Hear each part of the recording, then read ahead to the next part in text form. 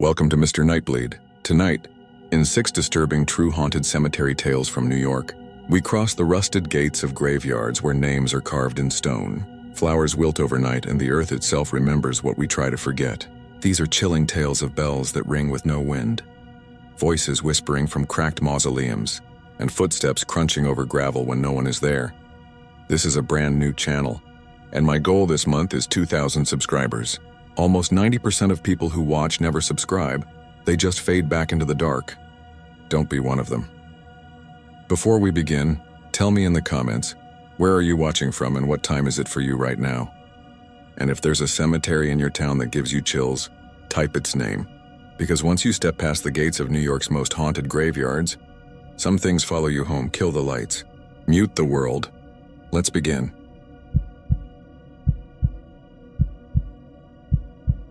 I'm not the kind of person who goes looking for ghosts. I work the kind of jobs that start before the sun, where you carry heavy cases and keep your mouth shut so the neighbors don't complain.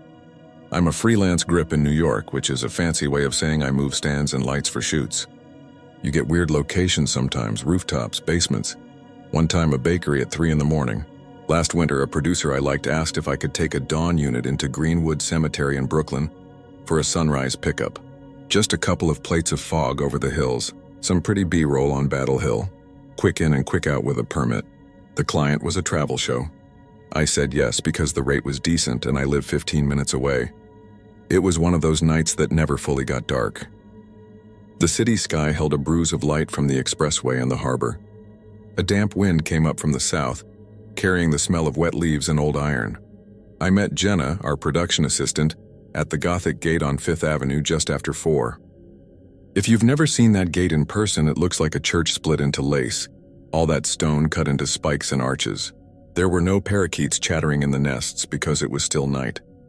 The street was empty except for a bakery truck idling a block down and a guy walking a pit mix in a puffer jacket. The dog refused to come anywhere near the gate.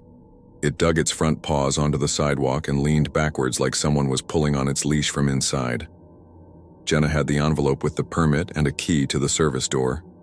She was 30, wiry, with a Yankees cap pulled low and a laminated lanyard that held more keys than I've owned in my life. She looked tired but excited. "Sun's at 6:58, she said, checking her phone. We get in. We get the shot over the hill to the harbor, maybe some mausoleum angles, and we're out by 8. Malik's bringing the small LED kit and the mics in a minute. Malik showed up in a rideshare with 2 milk crates stacked with gear and a thermos the size of a baseball bat. He's taller than me by a head and has a laugh that bounces off walls. I've known him for 5 years. He takes care of people. He handed me a black coffee and clapped my shoulder like this was just another dumb job. "I'm telling you," he said as Jenna worked the service door, "cemeteries at night are peaceful. I used to cut through a graveyard in Jersey to get to my aunt's place. Never bothered me." "I'm not bothered," I said. I was lying a little. Not scared exactly, just aware. Greenwood's a small city. You can feel it breathe when you step inside. Old trees, old stone, the ground rising and falling like waves frozen mid-swell. There are roads and footpaths that twist back on themselves, and it's easy to get turned around if you're not paying attention. Even in daylight, I've ended up somewhere different than I meant to be. Jenna opened the door and we slipped through. She relocked it behind us out of habit. The road inside ran black through the first patch of headstones, the names whitening and disappearing as our headlamps swept past. We weren't allowed to use big lights this early, so we kept things low and careful. Somewhere far off, a siren warbled and faded. The city was a sleeping animal turning over. The plan was Battle Hill first because the view of the harbor is clean from there, then down to a couple of old mausoleums Jenna had circled on the map. We rolled the little cart up the incline. The ground was soft from Tuesday's rain and the wheels jittered when they hit damp leaves.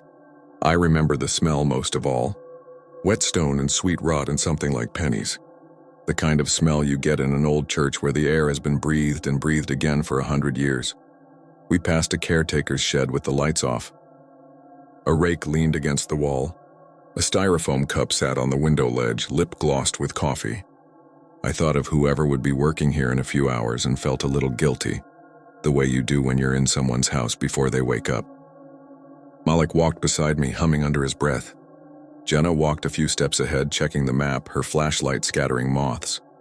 Battle Hill is more of a hump than a hill, but when you get to the top, the ground lets you see. The harbor was a black dish with a dull scrape of metal across it as a barge moved. You could just make out the Statue of Liberty, a darker shape against the dark. We set the tripod near an old cannon, Jenna whispered, maybe because it felt wrong to speak normally. Okay, wide, then a slow dolly by hand if we can keep it smooth. No sliders on stones. I adjusted the head while Malik fished out a cloth to wipe dew from the lens. He cursed softly and held the cloth up. Smell that? It did smell odd. Not the damp we'd been walking through. Something like a church after a service. That heavy warmth left from 100 bodies and 100 breaths, with a thread of candle smoke. We were outside. There were no candles. I told myself it was my own brain adding scent to the setting. We rolled a minute of harbor, then a minute more because the clouds shifted and showed a slice of silver toward Bay Ridge. We packed the camera to move down when I realized I was hearing something underneath the wind. Not a sound you notice and say a word about, more a change in the shape of the quiet. It was like being in a hallway with rooms on either side and people in those rooms having their own conversations, all blended into a soft, uneven hush. It rose a little and fell a little. I figured it was the highway's distant rush coming in waves, but it didn't have that engine sound. It had the cadence of voices. Jenna heard it too.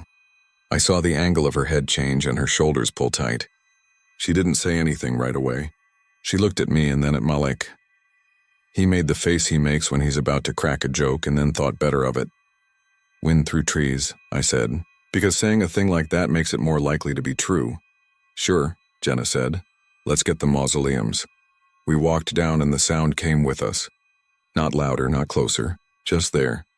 The way a sea is there when you stand with your back turned to it. We started running audio on the second location because it was on the call sheet, but also because Malik wanted to see if the mics would pick up the ambient and give the editor something nice to lay under the shot. He clipped a recorder to his belt and kept a lav in his hand like a little totem. He's a sound guy when he isn't swinging lights, and he has a collector's love for small machines. The mausoleums were black mouths cut into the slope. You don't need your imagination to work hard in a place like that. The names above the doors were old families, some carved deep, some softened by weather into suggestion. We set up a slow push past 3 of them, just the camera riding the cart while one of us guided a wheel so it wouldn't snag. A shot they call a poor man's dolly.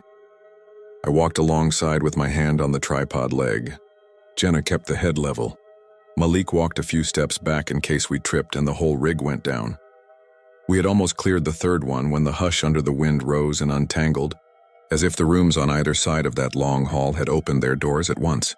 It wasn't a crowd sound anymore. It was whispers. Dozens. The words were too soft to catch, but the tone was unmistakable. People leaned in when they whispered. People angled their mouths toward you. That's what it felt like warm air directed at the skin over your ear. Okay, Jenna said too loudly. We got it, we stopped moving. I put one hand on the cart handle. I don't know why, because the cart wasn't going anywhere. Malik lifted the lav like it weighed more and the cord dragged against his wrist. He swallowed and the lav picked that up. A click in my earphones like a footstep on gravel. We should keep rolling, he said, and his voice was normal. If there are voices, the client might want that. Brooklyn vibes or whatever. No one laughed. The whispers rose again and fell. The wind swirled dry leaves into a small circle that moved 10 feet and vanished against a headstone. I found myself scanning the slope for a cluster of people. Kids messing around, someone with a Bluetooth speaker playing white noise to freak us out. There was no one.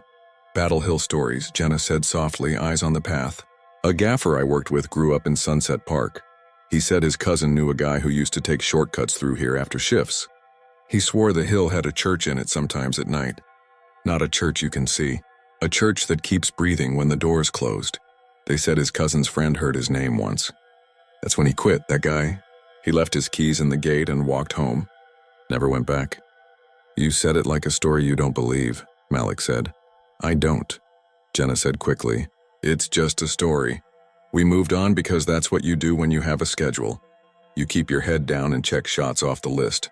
The third location was a row of older stones that didn't have names anymore. The script supervisor had called them unmarked, but that's not right. They were marked once. The marks had just been abraded down to shadows of letters. The ground there dipped and made a shallow bowl. Oaks crowded the path and knitted their branches over the dip, turning it into a dim room inside the larger dim. The wind dropped when we stepped in, like walking into a closet and pulling the door almost shut. The hush went with the wind. The whispers didn't, they kept moving. They moved around us. I felt something then that I have tried hard to describe and always fail. It wasn't a touch. It wasn't cold. It wasn't anything dramatic enough to hang a story on. It was a change in pressure. The way you feel a subway car when it enters the station before you hear it.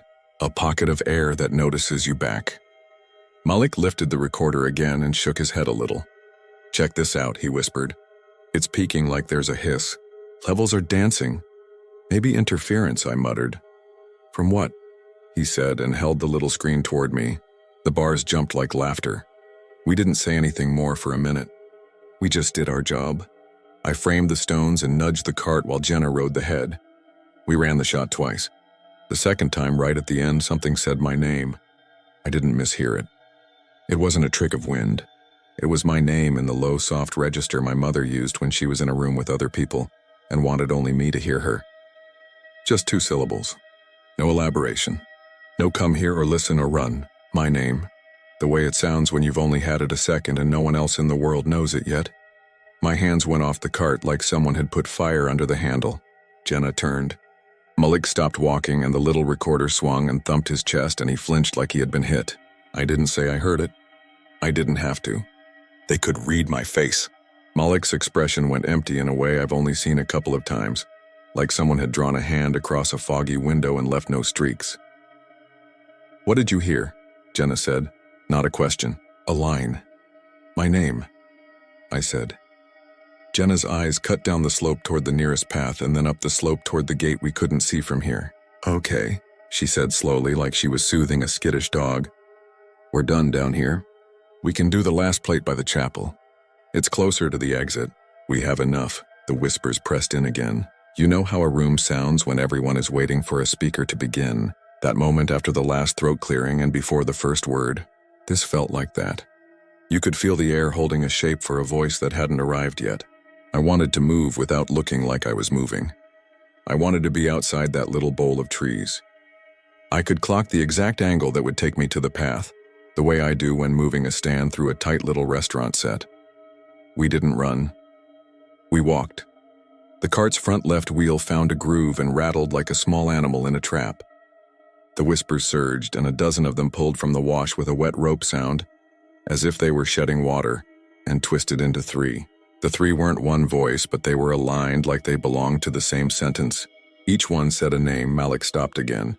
His hand, the one holding the lav, dropped to his side and then rose to his chest and flattened there, like he was patting to make sure his heart was still inside. "That was me," he said. I heard my name. Jenna made a sound that was almost a laugh and not a laugh. "Great," she said. "We're 2/3 of the way to a hat trick. Let's keep moving." "What if it knows us?" Malik asked, voice strangled small, not a tone I had heard from him. "What if it knows us the way a place knows the people who keep coming back?" "I haven't been here since a field trip in 4th grade, Jenna said. "You haven't either. It doesn't know us. It's a draft in a weird bowl with messed up acoustics. We're almost to the path." I kept my eyes on the patch of lighter gray that meant the path. The cart bumped onto it and I didn't wait for Malik to get a hand on it to help. I rolled hard and fast, trying and failing to keep my speed from showing in my shoulders. We made the turn toward the chapel and then toward the service door. The whispers faded like a neighbor's radio when they switched to a station with bad reception. The air unpressed. It was like stepping out of a crowd and realizing you had been walking hunched and you straightened without thinking. We didn't speak for 100 yards. Then, because we are who we are and because there was still a job, Jenna said, "Chapel plate from the walkway." 10 seconds. "We're done." We set it up quick, no dolly, just a still shot through bare branches, the small white building a ghost of itself in the blue hour. I don't remember if it was good. I don't care. We started for the gate. Jenna took her lanyard out from under her jacket without being told. The gate was locked. Of course it was locked. She had locked it when we came in. That wasn't the problem. The problem was the key. She slid it into the cylinder and turned, and it didn't turn. She tried again, slower. She wiped the key on her jacket and tried again. The key slid in like it belonged there, turned a hair and stopped as if a second hand had met it from the other side and pressed back. I locked it. she said softly. It's the same key. Maybe you double-turned and set a deadbolt, Malik said. Some doors, it's not that kind, she said, no temper in her voice. Just certainty. We stared at the inch of metal and at her hand and at the black shape of the cemetery on our side and the wet black street on the other side and all the empty space of early morning between. The whispers were gone. The silence pressed in like cotton in the ears. Try the other key, I said. She didn't have another key, but it was the kind of thing you say to make a second appear in a pocket. She shook her head. I took the key and tried it because that is what men do. It didn't turn for me either. I looked down at my hand and saw that my fingers were white around the brass, the grooves bitten into my skin. I loosened my grip and the key hummed a fraction, a vibration that traveled into my knuckles like a phone on silent. I would be lying if I said I didn't feel stupid. You don't want to be the person in a story who says a gate won't open because of whispers. You want to be the person who says the cylinder was cold welded or the pins were scored, or the angle was off because the door frame swelled in humidity.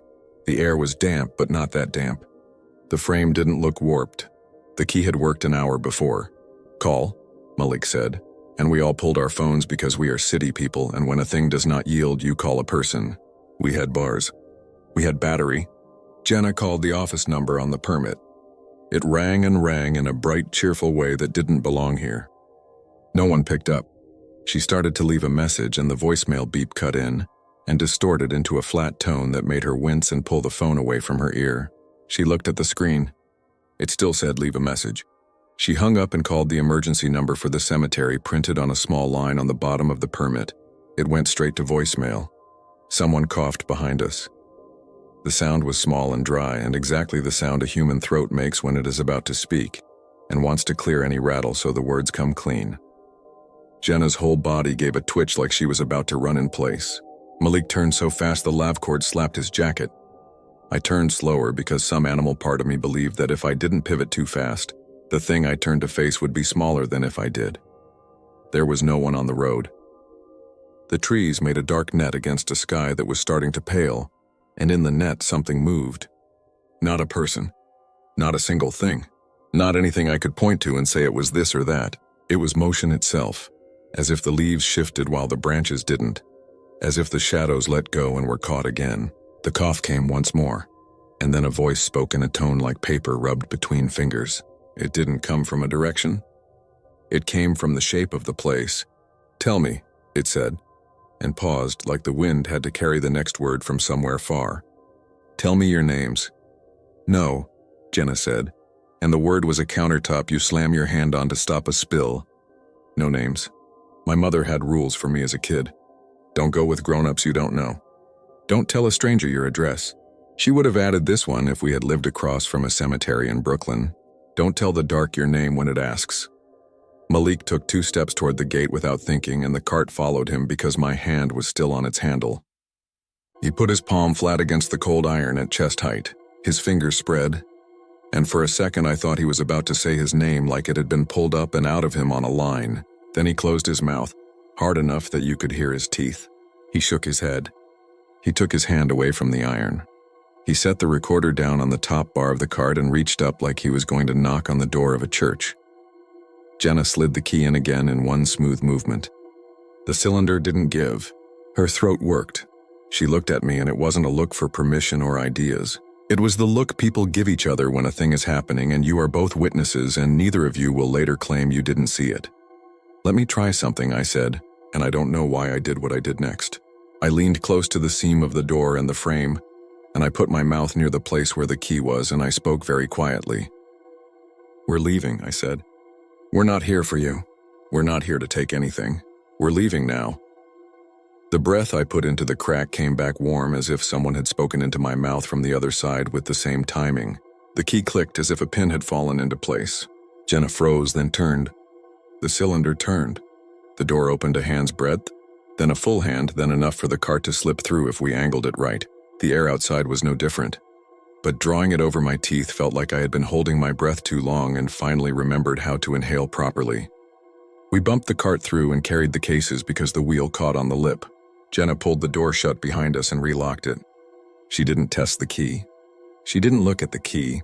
She slid it onto her lanyard and tucked the lanyard under her jacket, like making it disappear would keep the world in one piece. We moved fast without looking like we were moving fast, the way you do when a stray dog is watching you. The bakery truck down the block had gone. The man with the pit mix was nowhere. A bus sighed at the corner and trundled by almost empty. A woman in a fluorescent vest swept litter into a pan and didn't glance at us once. We loaded the crates into the rideshare and stood for a second on the curb, each of us waiting for the other to make the first normal sound. Jenna was the one who did it. "I'm going to file the footage and tell production we got what we could," she said. "I'm not coming back for any pickup. If they want the stones, they can find a day to do it with a ranger. I'm done with pre-dawn in there." "Same," Malik said immediately. He reached for his recorder and then didn't. He let his hand fall, then changed his mind and took it out of the crate and tucked it into his jacket pocket like it was a child's hand. "I'm going home," I didn't say anything. I was calculating the chance that what I had heard had been my brain making patterns out of noise. I was trying to be the person who takes the long way around and doesn't cut across the lawn of the answer everyone else has already chosen. I was thinking about how I'd put my mouth to that door seam and spoken into a place where dead air lives. I tried to sleep when I got home. My apartment looked different. Wrong in the way rooms look after you have been somewhere with a weight. I drank water from the tap and the water tasted metallic. My phone vibrated. It was a text from Malik, just a link to an audio file and a single line. "Don't listen if you don't want to." I stared at the link for a long time. Then I put my phone face down and lay there with my eyes open until my eyelids hurt. At noon, I listened. It was the second take of the unmarked stones, the one where the bowl of trees held the air still. You could hear our footfalls scuffing leaves and the distant whisper of the highway and the small click of Malik's swallow. You could hear that warm crowd sound come in like a tide. You could hear 3 strands peel from it and braid. The file clipped a little when the whisper shaped my name. It wasn't my mother's voice on the recording. It wasn't any voice I could name. It was the shape of my name, as if someone had held it in their mouth and warmed it and let it go toward me. I deleted the file and emptied the trash and made sure it was gone. An hour later, while I was washing a mug, I heard my name again. Not from the phone. From the pipes in the wall behind the sink. The water shook in the mug. My name was in the shake. I didn't tell Jenna, I didn't tell Malik, I didn't want to be the reason they kept hearing it. People don't always catch things until you point them out. I worked 3 more jobs that week and tried to pretend text threads and load in calls. And a line producer yelling about parking passes were enough to fill a day so full that no names could fit. The following Monday, the producer sent out the Greenwood plates and the client wrote back a grateful email full of exclamation points. "No notes, gorgeous, gorgeous, thanks team." I watched the cut on a private link because curiosity is stronger than fear under the right light. The sunrise looked like a bruise cooling. The chapel looked clean. Battle Hill looked exactly like any high ground with a view of a harbor looks. The sound mix was fine. No whispers, no hisses. Whatever Malik had captured didn't make the cut. Jenna didn't want to talk about it again. The only thing she ever said later on a different job in a Manhattan lobby that smelled like lemons was this: "Don't answer when a place asks who you are." A place already knows. Malik quit nights for a while. He took corporate day stuff in offices with glass walls and loud espresso machines. He sent me a voice note 2 months later at 3 in the morning. I was asleep and didn't play it until breakfast. His voice was steady. He said he had been dozing on his couch when someone knocked on his door. Very soft, a polite knock. He got up and looked through the peephole. No one. He waited and the knock came again. When he didn't answer, a whisper shaped his name and sent it through the wood the way cold sends itself through brick. He said he sat down in the kitchen and waited until dawn and listened to the refrigerator cycle on and off and thought about how sound moves in a building. I told him to come by if he wanted. He said he would rather not.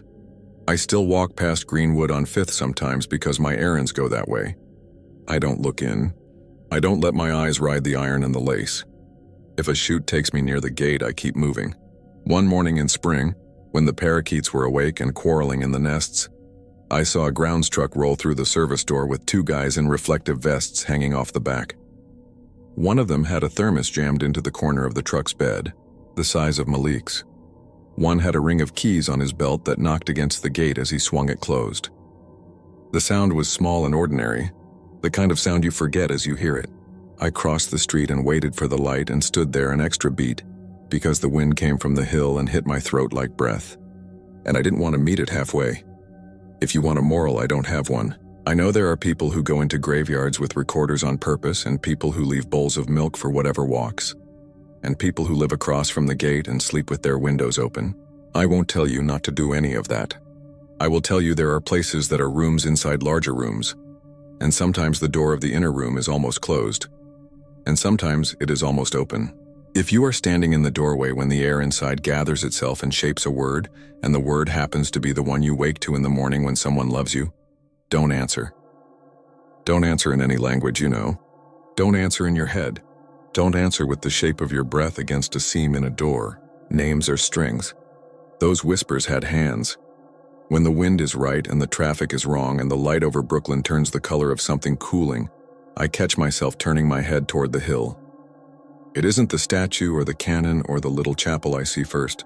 It's the shallow bowl inside the oaks where the stones used to have names and maybe remember their own shapes anyway. I pretend that what I hear then is nothing but the sound of a city breathing in a different register. I pretend well enough to walk on. Sometimes, as I pass the gate, a whisper hisses my name the exact way you would say it in a crowded church when you want only one person to hear. I don't look back. I don't say a word.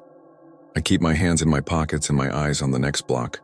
I tell myself there are no keys in my palm, and I don't have a thermos cooling on a stone ledge behind me, and the city isn't holding its breath to listen to whether I will answer.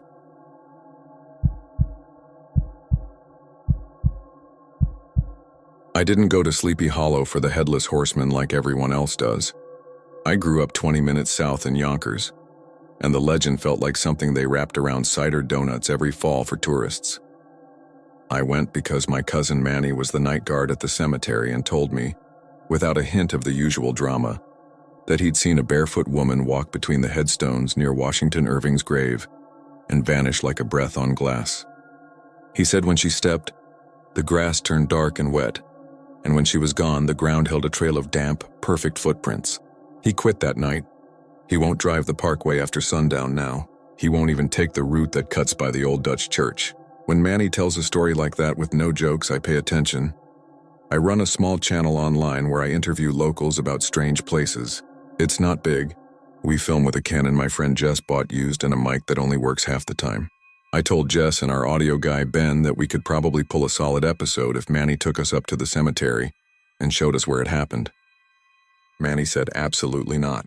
He said he would meet me in daylight at the Dunkin' on Broadway and point with his coffee cup from the parking lot, and that was as close as he'd get. We met on a Saturday in April when the lawns were still waking up that pale, sickly green. He looked rough.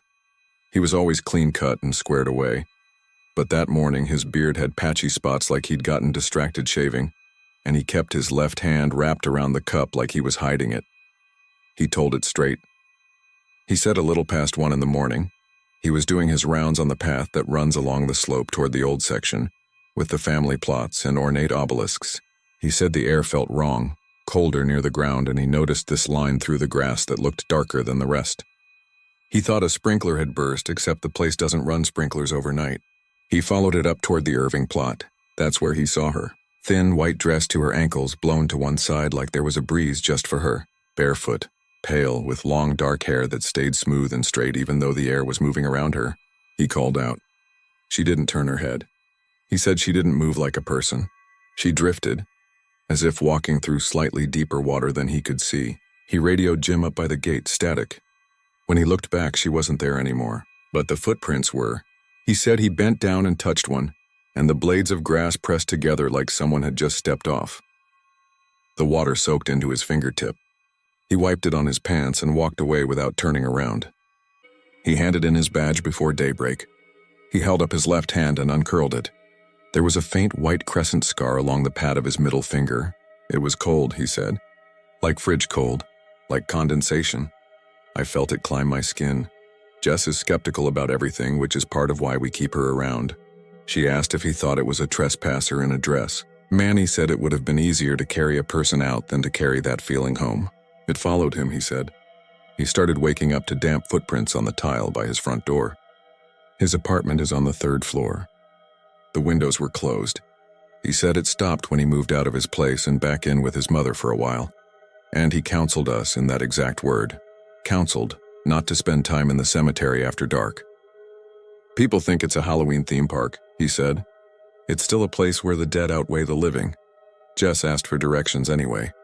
Manny drank his coffee and pointed past the trees. Irving's grave is easy, he said. You'll see the path, the family plot, the stone with the quill. Don't step off the gravel. If you feel the air change, leave. Then he left us there with the early traffic and the smell of Dunkin' bagels, and a feeling that hung low and chilly across the parking lot. Even though the sun was, out, we filmed the tourist-safe daytime shots first. There were families with strollers and older couples who had done the bus tour. The woman at the office told us we needed a permit to film, and when I said we were just doing photos for a class project, she gave me a look that said she'd heard that line before, and then let us be. The cemetery in daylight is not as grim as you think. It's beautiful, with hills that rise and fall like gentle waves, big old trees, mausoleums tucked into the slopes, and that slow river sound from the Sawmill Parkway.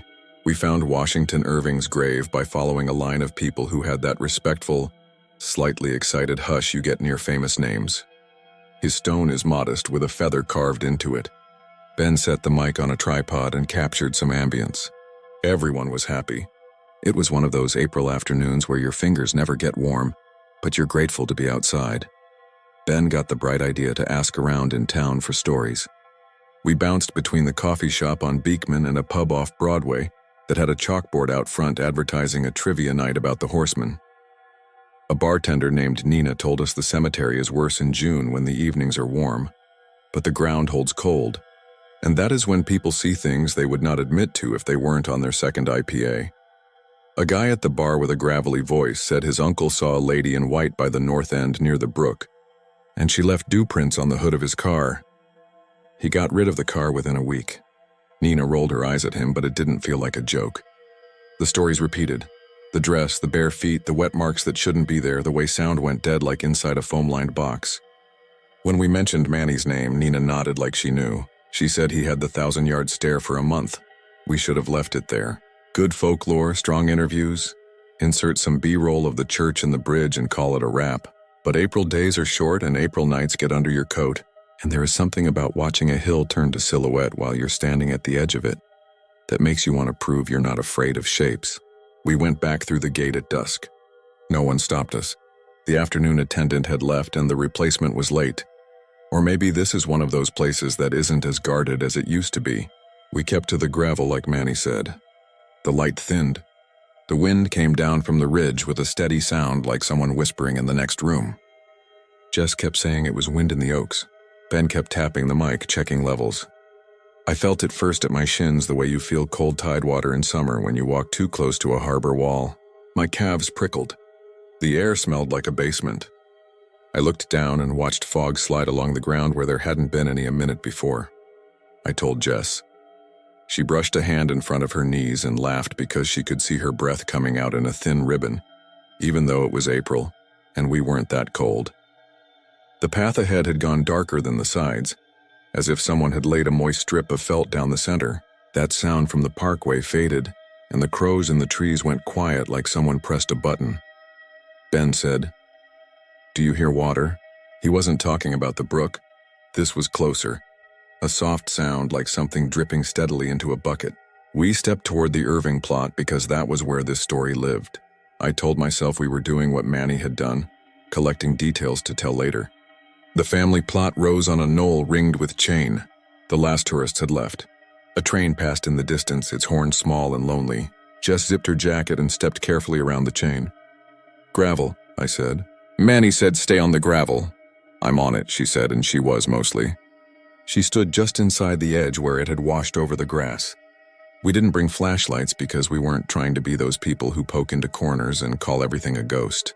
Ben angled the camera to get the quill on the stone with the sky behind it, pink and purple and beautiful and wrong over all that marble. He panned down, tightened, and swore softly. "What?" I said. "Condensation on the lens," he said. He wiped it with his sleeve. The smear returned. He readjusted, checked the mic, checked the gimbal, wiped again. The fog laced back across the glass like breath. Jess said, "Look at my shoes." She wore black sneakers. The toes and sides had turned darker, soaked up to where the laces tied. She took a step, and where she lifted her foot the gravel glittered and then went dull. like someone had poured a glass of water into it and it disappeared all at once. "We need to go," I said, and I was surprised by how steady I sounded, because my heart had started hitting hard. Jess looked past me and said, "Do you see her?" She didn't take a step closer. She only pointed between two low stones where the slope drops, where the ground holds a shape of shadow that could be a woman or the suggestion of one. I saw the dress first. Not white like clean paper. White like something that had been rinsed and wrung and never quite dried. It hung straight. The hair was dark and smooth and didn't bounce or twitch with the wind. The head tilting slightly one way and then the other, like a bird considering you from a fence. The face wasn't visible. "It was the wrong light for faces, ma'am," I said, because I couldn't make my mouth say ghost. "We're leaving. We're sorry to bother you." She moved. It isn't fair to call it a step. It was that water movement Manny had tried to describe. The slow slide you see under the surface when someone pushes through a lake. She glided between the stones without changing her height. The grass under her darkened, dew bloomed. The air around my ears went quiet, so quiet that I could hear the muscle fibers in my jaw when I clenched and unclenched my teeth. There was a smell of river weeds, metallic and green. I said her again, softer, like maybe she was someone who needed courtesy.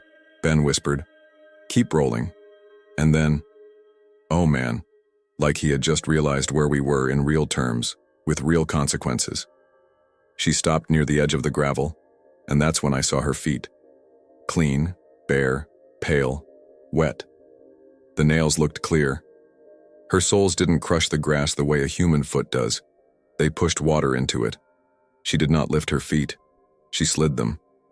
When she did raise one slightly, the grass sprang up under it with a sound I could hear. My breath fogged my cheeks. I stepped back. Jess did not. There was an expression on her face I didn't recognize, like being lost without panic. Ben muttered, "Jess, come on." But his voice sounded as if he were speaking into a folded towel. The woman inclined her head and a small motion passed through the hair by her cheek. Not a breeze. Something like a hand behind a curtain. She wasn't looking at me. She was angled toward Jess. Her mouth moved, and it made no sound at first. Only the shape of it made my teeth ache. Then I heard it, not in the air, but in what felt like the bones along my ear. "Where?" she said, and it was so close I almost turned to see if someone had walked up behind me. "Where did I leave him?" Jess said, "Who?" "Where did I leave him?" the woman said again, and each word carried a tiny weight of water that seemed to fall through my clothes, cold along my ribs. Her dress darkened at the hem like she had stepped into a puddle. She rotated, not a step, just a slow slide of direction, and when she turned that way, the dew on the gravel formed into two bare prints leading down the hill, like she had been, and gone, and we were late to wherever she wanted us to follow. Ben reached for Jess. His hand passed through air that wavered like heat over asphalt, except it was cold, and he yanked back and shook out his fingers like he had studded them with pins. Jess's eyes were on the prints. People talk about trances. I always figured that was a melodramatic word, but she went distant in a way I knew even then I would have trouble describing. She took one step down off the gravel, and the sound that moved through the grass was a whisper of her name. Not from the woman. From the ground, as if the blades themselves pushed it out of their wet mouths. I grabbed her arm. The skin under my palm was wet, as if she had been standing in rain for an hour. "Jess," I said, "don't follow." My teeth chattered mid-sentence. I wasn't cold in the winter sense. I was cold like dive in too deep cold, the kind that clamps your chest and convinces your body it forgot how to breathe. Jess blinked and looked at me like I had interrupted something private. The woman stood at the foot of the slope. Her head tilted. A ripple ran through her dress, up and then down like fingers under fabric. "Where did I leave him?" she said again, and this time it had an ending to it that I understood as a period rather than a question. It wasn't a request. It was a ritual. I pictured a child, a bundle, a ring, a Bible. I pictured the old Dutch churchyard and the way the ground holds stories the same way it holds water after rain. I pictured someone driven off the road into the river years ago, Someone who walked herself out and left something behind that mattered more than her own breathing. My throat locked against the wrong idea that what she lost was not an item or a person, but a space where a person was supposed to be. Ben's camera screen went perfectly black and then flashed back on, not with the right image, but with a gray static that looked like rain on an old TV. He swore. The mic popped.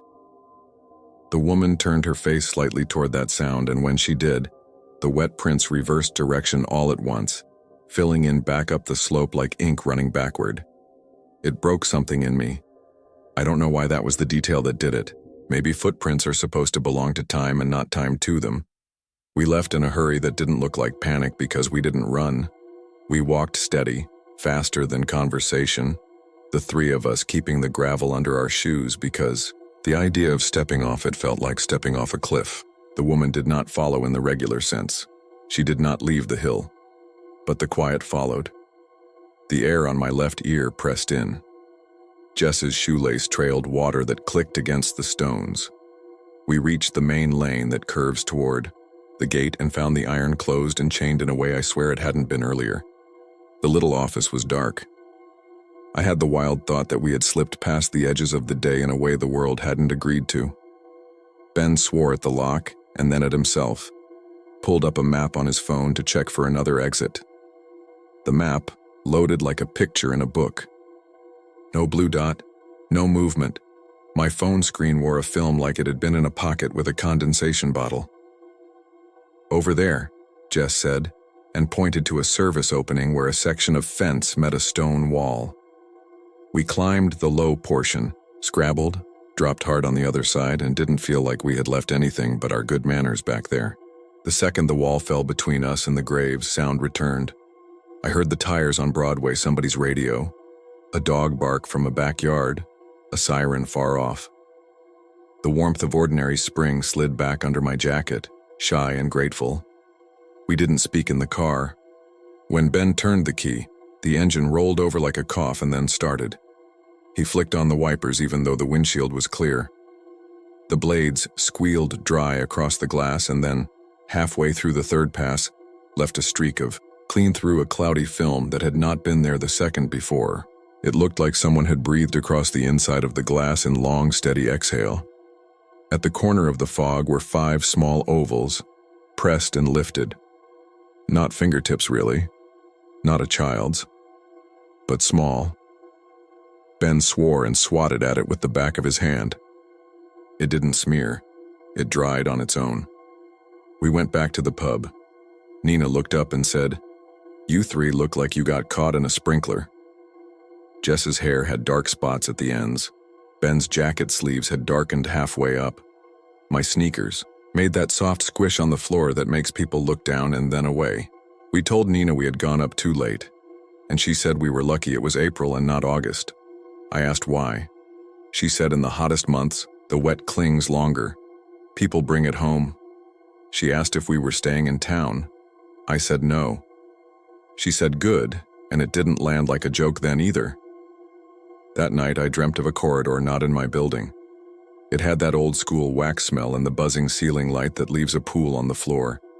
At the end of it, there was a door open to the outside. The threshold had a line across it like tape. On one side, dry. On the other, a mirrored slickness that reflected me wrong. I woke up to the sound of my phone buzzing against the nightstand. It was Jess, 4 a.m, whispering. Water ran steadily behind her, like a tap left on low. She said, "Don't hang up." She was in her apartment bathroom, sitting on the closed toilet lid with her feet pulled up, watching her shower curtain breathe in and out as if the tub were exhaling. She touched the curtain with the back of her hand and pulled away. "Wet," she said. Not slippery, just wet, like it had been damp for hours. She had a towel under her door, but the hallway beyond it shone faintly the way a road does after light rain. She said her shoes left no marks. Ben texted in the morning to say that the audio was ruined in a way he couldn't explain. The files played, but they were under something like white noise, except the noise had a rhythm. Every 10 seconds there was a ragged inhale. Every 10 seconds there was a drop, like a bead of water falling into a full sink. He sent a clip. I played it in my kitchen with the phone on the counter and felt a cold line slide between two of my toes. For a week, the world carried a film. It's a subtle thing, a kind of shallow shine along tile, a coolness where your wrist rests on your desk, your sleeve hem darkening on your forearm where it meets the table though your cup is dry. I woke to moisture beaded along the inside of my window, like we had all collectively forgotten and left winter alive in the corners. I started seeing single prints on the hallway floor outside my apartment. They would be there when I got home from work, one or two near the elevator. Not big enough to be a man's, not sharp enough to call the super. If I went back in for a paper towel, they would be gone by the time I came out. The damp, not even dark anymore. Just a memory of darker. The fifth morning, I saw one inside my front door. The lock had not turned. The chain had not moved. It had dried by the time I fetched my camera. Jess stopped answering calls for 2 days. When she finally picked up, she had that light, funny tone she uses when she's trying not to let something new into the room. She said she'd been staying at her sister's in White Plains. She said the bathroom problem was not just the curtain. She had showered and then pulled back the plastic and found 5 small ovals pressed high on the tile by the faucet, like someone had rested a hand there while watching the water go down. She said she scrubbed with a brush and then with a folded towel. The prints were not dirt. They were not oily. They were nothing by the time she looked back. But the towel stayed damp where it touched the tile for hours. She laughed and said it was probably the building sweating. I said buildings don't sweat in April. I told her to stay away from the cemetery for a while. She said that was easy. She said she didn't want to film for a bit anyway. 2 months later, in June, I ran into Nina at the farmer's market. She said Manny came by the pub one night to pick up his mother and parked under the big sycamore on Beekman. When he came out, the hood of his car wore a neat row of prints that started in the center and walked toward the edge near the wipers, and then they stopped. He didn't have a chamois in the trunk. He drove to the car wash and went through twice and told her the second pass felt like being underwater for a long time. And he kept the window cracked the whole ride home to hear the real night. I don't use the footage we shot that day. There isn't much of it anyway. What I have of the woman is nothing I can point to. It's a patch in the video where the pixels soften and run, and there is the suggestion of a figure where there should be only trees. When I freeze it, the screen fogs on its own for a second and clears. I tried to frame by frame Jess stepping down off the gravel and Ben shaking out his hand, and the frames stutter there, not glitching so much as resisting. If I play it with the sound up, I hear the steady drop and then, very close to the mic, an inhale that does not belong to any of us. After that, a voice, not recorded properly but pressed into the track like a thumb in wax. Where did I leave him? I can't prove you should hear it. If I point, people say they think they hear it too. If I sit alone in my kitchen with the lights off, I don't need the words. I know them the way you know your own name in someone else's mouth. I am writing this now because last week my mother asked why I went silent as I turned onto Route 9 at dusk. I told her I was listening to the radio. Truth is, I'd seen the line of the stone wall off to the right and the tops of the trees and felt the air drag cold along my shins. My windshield wore a faint cloud I could not wipe. The wipers cleared it for a second and then the haze returned. I pulled into a gas station that faces the hill from a little distance and sat there next to a man in a pickup eating a sandwich. I watched for a while.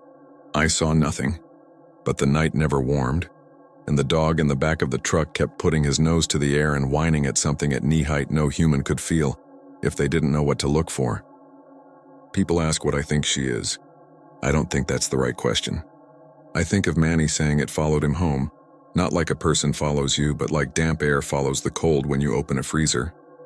You bring the weather out into the kitchen and it sits on your skin and then it's gone. And the plate you put down there leaves a ring that proves it was real. I think of a woman walking and not finding what she lost, because what she lost might not be an object you can point at. I think of how water holds the shape of anything for a second, then forgets it. I think of how sometimes it remembers longer. I think of June nights when the heat holds a hand to your throat, and you see dark patches where there shouldn't be any. On the sidewalk, on the back step, on your own doormat if you're not careful about where you go and what you ask. I don't go up there after dark anymore. When people send messages to my channel asking for a Sleepy Hollow episode, I tell them I'm still doing interviews. They say the Headless Horseman is played out and ask for something real. I say the real thing isn't always something you can film.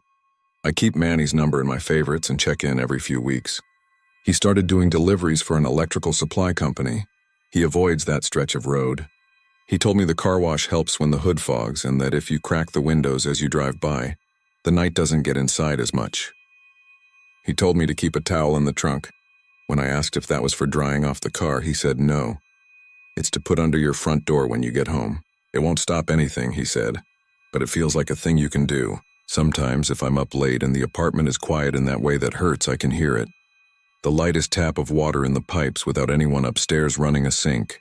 The hallway outside smells faintly like the river, the green metallic scent that rides low over the grass near the wall where the hill meets the air. I tell myself it's summer. I tell myself it's humidity. I tell myself a lot of things in a voice even I don't buy. Once in a while, on my way to throw out recycling, I pause by the elevator and look down. The tile there is matte gray. It holds marks well.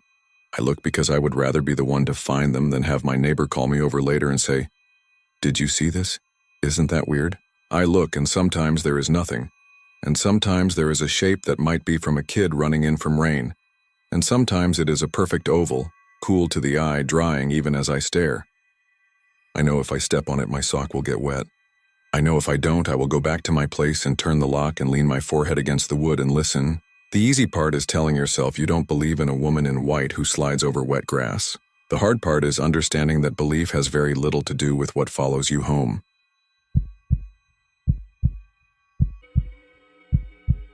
I grew up on the edge of Buffalo, the kind of place where Halloween actually feels like a season. You step outside and the air smells like dead leaves and cold water, and you know somewhere, somebody's dragging a plastic skeleton across a porch to make it squeak. We were 17 that year, me, Tyler, and Mariah mostly, with a couple of others falling in and out of the plan because their parents said no, or they had to work the late shift at Wegmans. I had my dad's old denim jacket with a hole near the cuff that I kept picking at. Tyler had that beat-up Sabres hat he always wore, and Mariah had fingerless gloves because she said they made her look tough even though she was the one who jump-scared the easiest. We weren't out to do anything impressive. We wanted to spook ourselves. That was the whole goal. 17 is an age where you're still willing to be stupid on purpose. Forest Lawn Cemetery was the obvious choice. Everyone in Buffalo has some story about it. Beautiful in the day, historic and all that, but at night it becomes something else. There's Mirror Lake right in the middle, and if you go in the day you can see ducks skimming across it and old guys in long coats walking slowly like they're thinking heavy thoughts. There's also this marble angel near the water, one of those statues that looks too real. I'd seen it during daylight once with my aunt, and even then I felt like it might blink if I stared long enough. Tyler said he knew a way in, a gate that never quite latched. He'd snuck in before with his older cousin to fish a golf ball out of the creek on a dare. He also said he had a flashlight brighter than anything the security guards carried. We planned it like we were going on a mission. We met up at the Tim Hortons on Delaware, splitting a box of Timbits and trying to look casual because there were actual grown-ups around. Mariah had a little backpack with a folded blanket and a water bottle and a Sharpie for some reason. Tyler kept telling her to bring gloves because the iron fence had spikes, and she told him the fingerless ones were enough. Around 9, we started walking, cutting through quiet streets where the pumpkins were already going soft on porches. There was a sky the color of a bruise in a wind that picked up and died like someone, breathing on your ear just to mess with you. Tyler's shortcut took us behind a row of old houses with deep backyards, and out toward the stone wall that borders the cemetery on one side. Then the wall gave way to iron fence, black and glossy with those spear-like tips that make you feel like you shouldn't even brush against them. He led us along the edge where a side gate sat slightly misaligned. There was a chain looped through the middle bars but no lock on it. "See?" he whispered like we were already being watched. "Told you." We waited for a car to pass on the road and then Tyler eased the chain aside. It scraped metal on metal with this dry sound and we winced but no one shouted and no lights came up. One by one we slipped in, feet crunching on a scatter of pale gravel. I remember the smell right away. Wet leaves, something mineral like wet pennies. It's been years and I still catch it on random October nights and feel my stomach drop. Inside it didn't feel like the city anymore. The sounds were different. Even the wind sounded organized, moving in long, steady lines. The paths curve around the small hills and statues, and every tree looks like the silhouette someone would draw if you said tree, and they wanted to make it just a little menacing. Tyler had the flashlight, but he kept it low, aiming it at the ground in front of our shoes. The sky had that fuzzy halo from distant city lights, but the shadows were thick.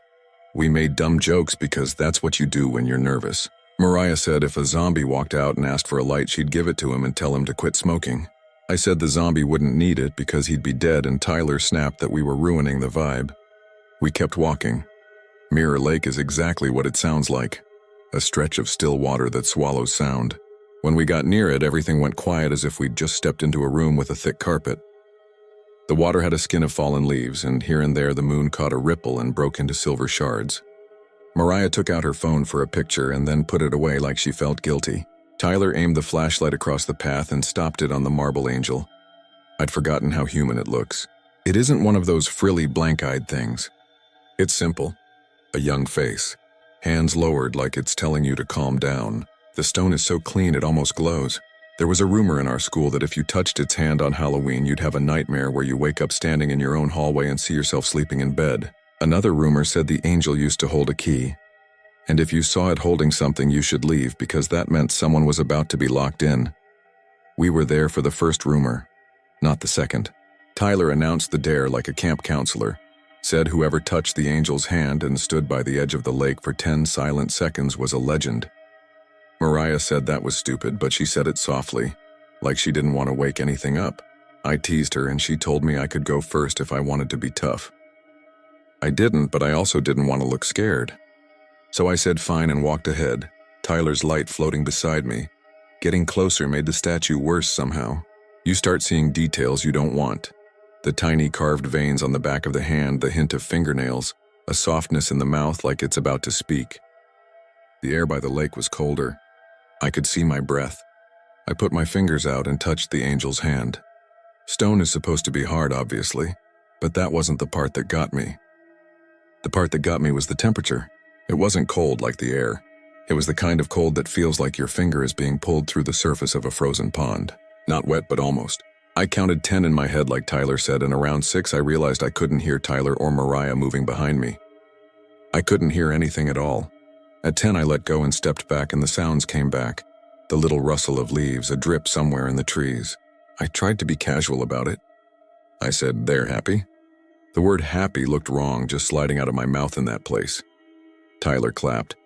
Mariah rolled her eyes like she wasn't impressed and said she was going to do it too, just to show me I wasn't special. She stepped forward. I moved aside to give her room and drifted toward the lake without thinking. The water was black. I could see our shapes like cutouts in it. I saw the angel's reflection too, but it looked a little taller somehow, stretched by the angle. Then something else took shape in the water, behind us, or I thought it did. A long, narrow shadow like a person in a coat. I blinked and it was just the trees. When Mariah touched the angel's hand, she flinched and laughed immediately after. That shaky laugh people do when they want you to know they're fine. Tyler was already getting his phone out to record his turn, which is so Tyler I can't even explain it. While we were arguing about whether using a phone ruined the point, a sound wandered across the lake. A quiet clink. Then another, a little closer. 2 pieces of metal bumping together. Not loud. We both turned because it didn't sound like something the night should make on its own. "There's a security guy," Tyler whispered, and cut the light. We stood still. The world got darker, but not completely. My eyes adjusted and my heart did that thing where it speeds up and then starts hitting a steady, insane pace. I could see the angel again as a pale shape, and beyond it the dark stripe of the path and the faint gleam of the gate we had entered through if I squinted. We waited for footsteps, a flashlight beam. Nothing. Just that drifting clink again, keys brushing against each other in a pocket or a hand. "I don't see anybody," Mariah said. "Let's go," I said. "I'm not getting busted for trespassing.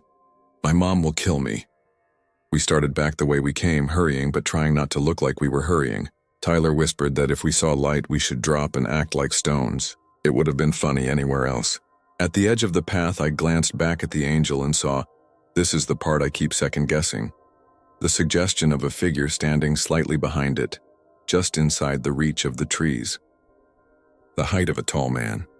The long line of a coat. I could have convinced myself I made it up if not for the small sound that followed. As clear as glass, keys shifting in a hand. We didn't run until we saw the gate. I don't know why we checked it instead of just slipping out. Maybe it was automatic. to put our hands on the familiar thing, to let the anxiety release all at once. Tyler reached for the chain he'd looped aside. It wasn't hanging loose anymore. It was threaded through in a neat row, each link pulled tight. There was a lock on it too, a big old-fashioned thing. The kind you don't see much, the kind with a keyhole the shape of a mouth. "Did you do that?" I asked, because maybe Tyler was messing with us. He didn't answer. He pulled at the chain the way you pull at something that looks wrong, testing it like maybe it would give if you showed enough effort. It didn't move. He aimed the flashlight down without turning it on, as if the light itself was something we didn't want to summon. Mariah swore in this tiny whisper that didn't fit her at all. "Okay," Tyler said, breathing tight through his nose. "There are other gates. It's a big place. We'll go around." That made sense, and so I believed it. We weren't stuck. There's always another way out.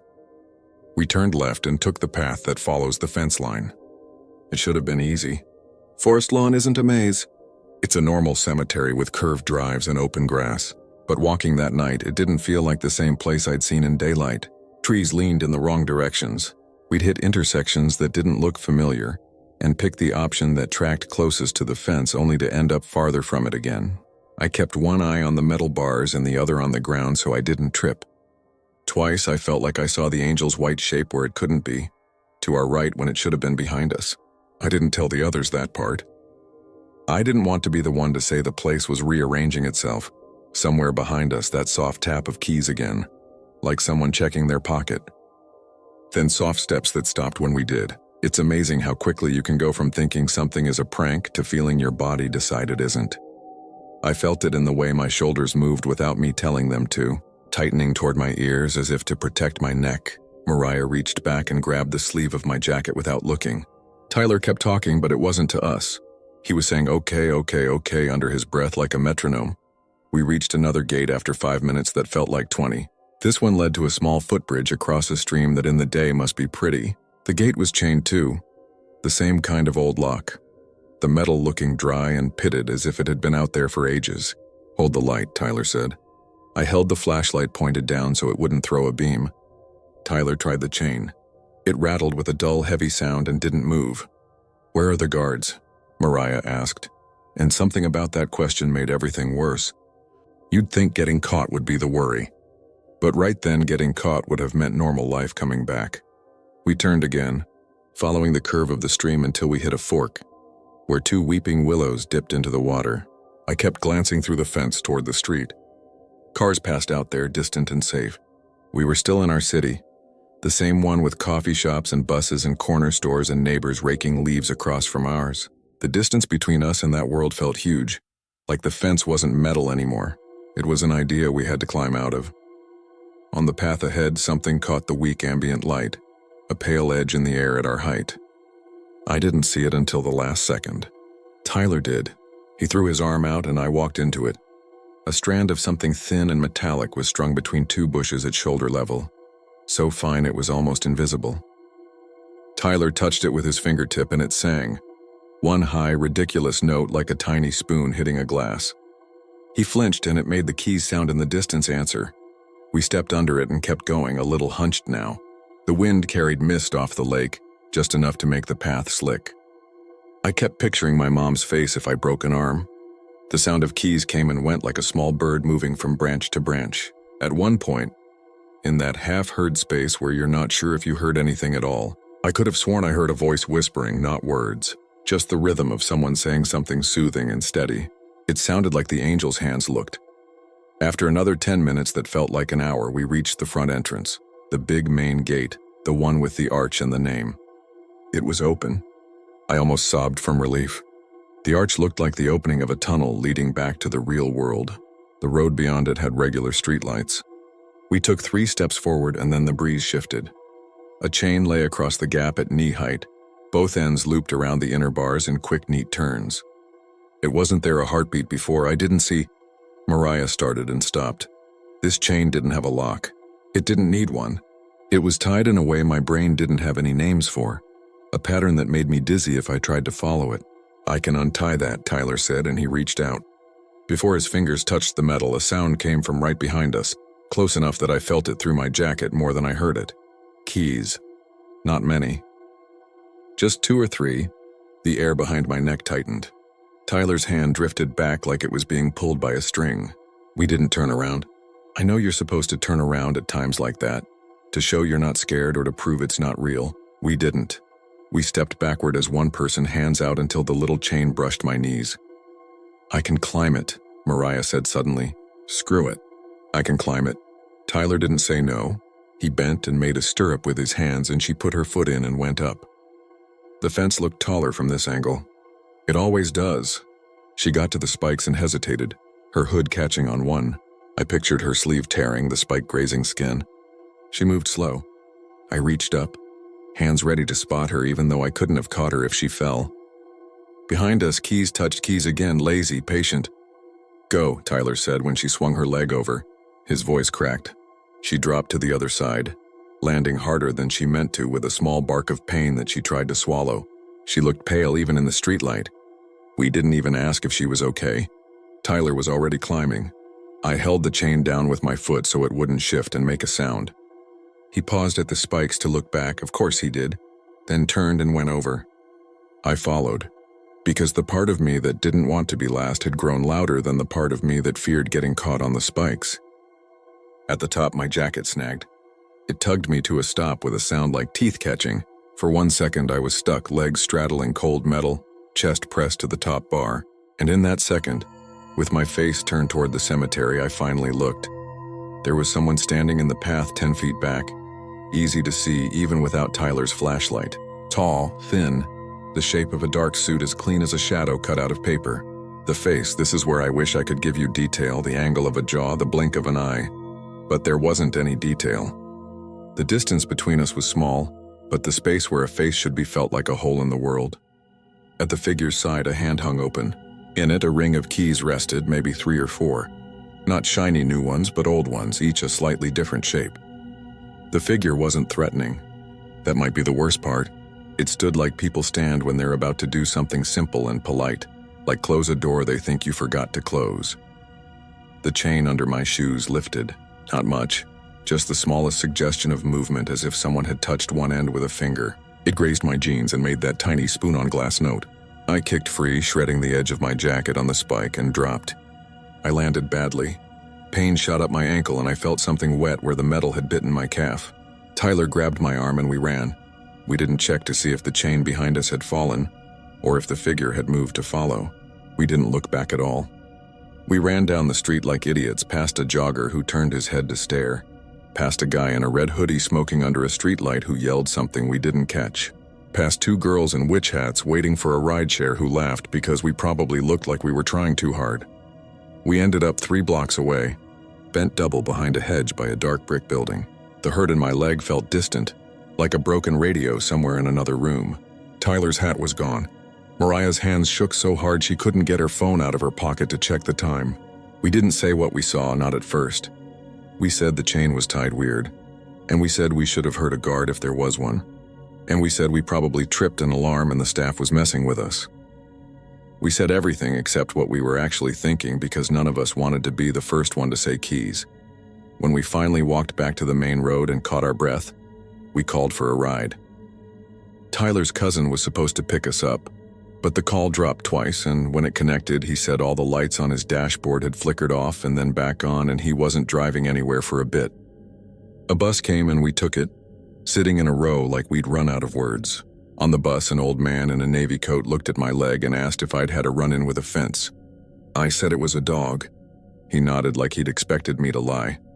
At home, I cleaned the cuts and told my mom I'd slipped on wet leaves behind the library. She gave me that look moms have and said to throw the jeans in the wash before the blood set.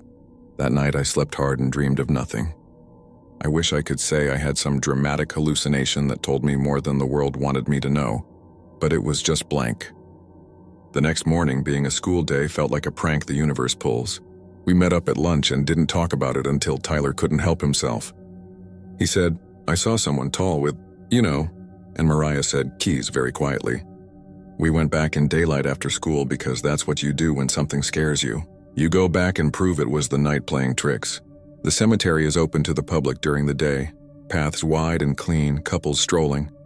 A tour group paused near a mausoleum, a groundskeeper in a bright jacket doing something with a rake. The lake was just a lake again, with ducks making irritated duck sounds. The angel looked like art. We walked past it and none of us touched it. When we got to the side gate where we'd slipped in, we braced ourselves to see the chain and the lock. There was no chain. There was no lock. The bars weren't even scraped like metal had been dragged across them. It was just a gate, slightly misaligned like any other. Tyler said maybe we had the wrong gate, which would have been a good theory if it didn't make my stomach feel like it was hitting a dip on the highway. We checked the footbridge gate. Nothing there either. We checked the main gate, feeling stupid for doing it in front of people as if we were going to find a magic trick laid out for daylight. It was open. No knee-high chain. No anything. The groundskeeper noticed us looking and asked if we were lost. Tyler decided to be brave and asked if they locked the gates at night with chains and old locks. The groundskeeper frowned like the question didn't make any sense. "We got normal locks," he said. "Nothing antique like that. And we don't chain it from the inside. Why would we do that?" He nodded at my leg and said, "You should be careful around fences," in the exact same tone as the old man on the bus. The plan was to shrug it off and move on. You tell yourself a story. We scared ourselves, we misremembered, there was a guard with a weird sense of humor, who knows? The trouble is how your life keeps touching the thing you're trying to forget. That week, Tyler lost his house key. He's one of those dudes who never loses anything. He tore his room apart and accused his little brother and then apologized, and it never turned up. His mom got 2 new keys cut and the locksmith said the old one was probably in a jacket pocket, and Tyler said, "I checked every pocket I own." The next day, the front door was locked from the inside when they got back from dinner. Not just the deadbolt, but the chain too. No one had been home. They had to go around back and pry a window. The chain on the front door sat calm and straight in its bracket like it always had. Mariah's car locked itself at the gas station. I was there for that one. We got out to get a snack. She swore she had her keys in her hand, put them in the pocket of her fingerless gloves for a second, and somehow the car beeped and all 4 doors thunked down. The keys were on the front seat where she hadn't left them. A guy in a Bills jacket tried to help with a coat hanger, because there are always guys who want to help with coat hangers. And when the door finally popped, the alarm went off like a scream and kept going even after she started the engine. The gas station attendant leaned over the counter and said, "Happens," and we left it at that. As for me, I kept hearing things in my hallway at night. My house is old, and old houses pop and settle and knock their own pipes. This was different.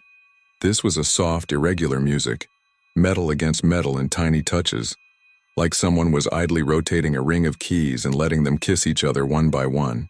The first time I thought it was my dad coming home late and fumbling in his pocket for his office keys. I got up to tell him to be quiet because my mom had an early shift and the hallway was empty. The sound wasn't coming from the front door. It was coming from halfway down the hall near the linen closet. I stood there barefoot in the cold and felt something like embarrassment crawl up my back, as if I'd interrupted someone I couldn't see doing a small, private thing. 2 weeks after Halloween, Tyler texted me at 2 a.m. a picture of his palm. He held a key on it. Not a modern house key. An old one, narrow with a round head and a long shaft and a simple rectangular tooth. "Found this in my jacket," he wrote. The denim one. I looked at the photo for a long time. The key looked dry. The kind of dry that belongs underground. "Maybe your mom had it?" I wrote. He said no. He said when he touched it he felt cold. The next morning he said the key was gone. He said he'd put it on his desk and it wasn't there anymore. I told him he probably moved it in his sleep and he said, "You know I don't sleepwalk." We stopped talking about it out loud. Things that stay unspoken give you the illusion that you have control. But we kept orbiting Forest Lawn in our own ways.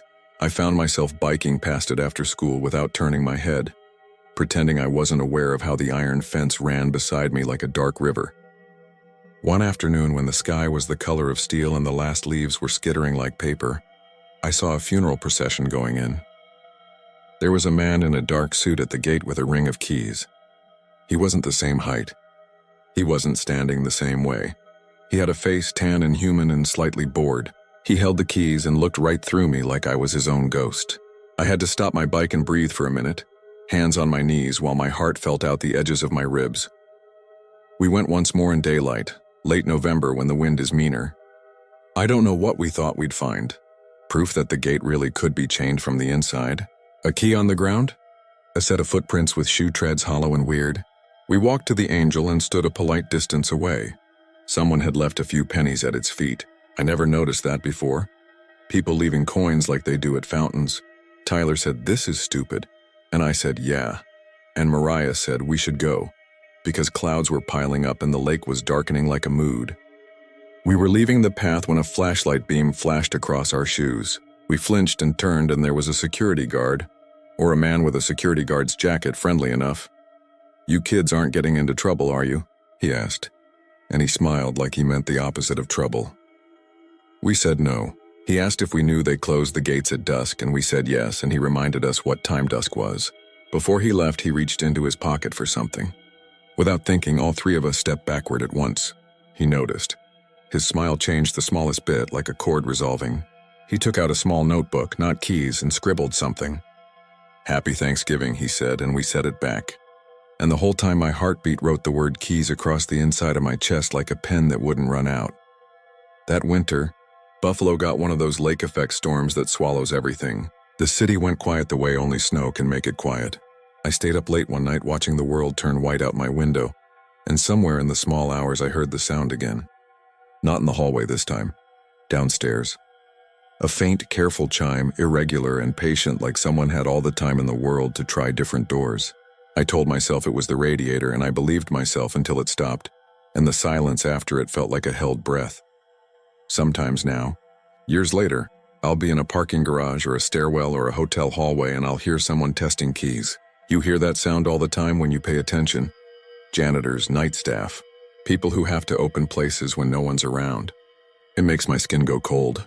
I check whatever door I'm near to see if the chain is on from the inside, which is silly because most places don't even have chains anymore. I went away for college and thought distance would make it faint. It didn't. I know what you want from me at the end of this. You want me to admit that we were kids who scared ourselves and that's it. And if I can't admit that, you want something solid. A photo of the chain tied in the way my brain can't map. A recording of the figure's footsteps. A close-up of the angel's stone hand holding something it never holds in the day. I don't have those to give. I have us climbing a fence, blood on my jeans, the smell of wet iron, the sound of keys in a night that had more than one way to close a gate. I have the way the main gate looked open one second and crossed with metal the next. I have a memory of a dark suit standing still as patience. I have Tyler's lost key that turned up and vanished. Mariah's car locking itself with the keys in plain sight. My hallway singing in an empty house. I haven't gone back at night. I say that like it's a decision I made, but it feels more like a decision that was made about me. Sometimes I walk past in daylight and the lake shines like a piece of the sky on the ground. People leave pennies at the angel's feet and nothing moves, and the gate stands simple and open. No chain, no old lock with the mouth-shaped keyhole. If you go there on Halloween and you tell yourself it's a dare, please promise me one thing. If you hear keys where there shouldn't be keys, don't wait to see if they're for you. Don't wait to find out whether the person holding them is polite. Don't wait for anything to move, and if the gate is open, walk through it. If it's not, don't assume it was always closed. Chains aren't only for keeping things in. Sometimes they're there to teach you which side you belong on. Sometimes they look like nothing at all, until you're close enough to feel them lift under your shoes.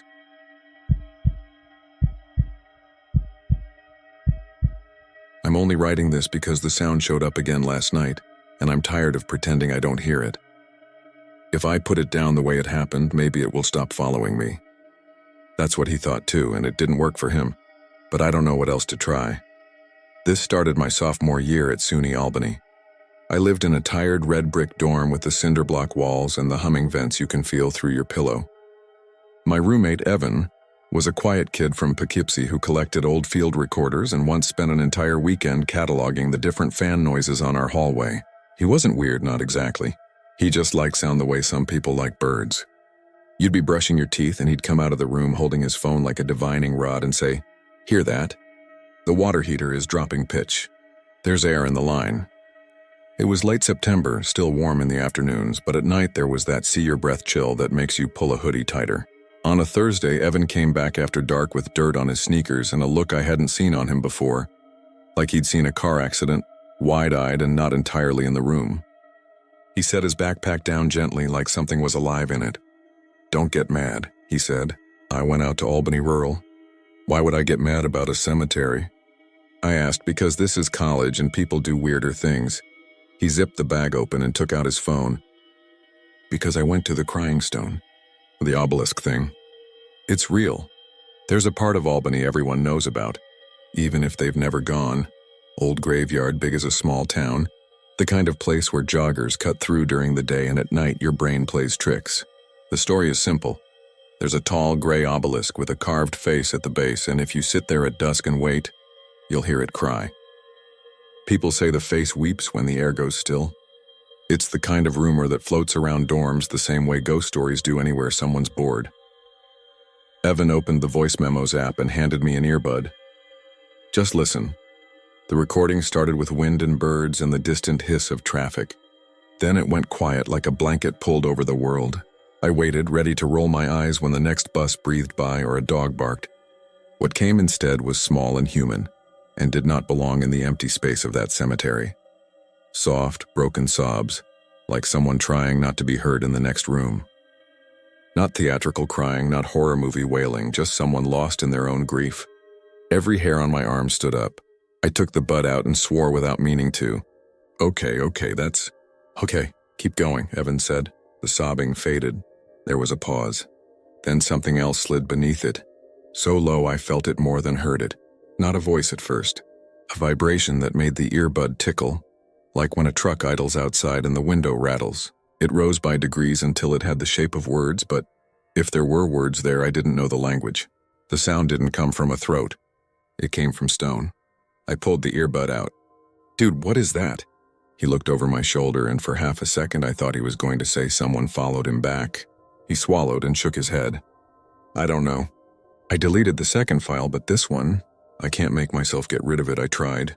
Every time I go to hit trash, my hand won't do it. Is that stupid? Let me delete it, I said, and he flinched.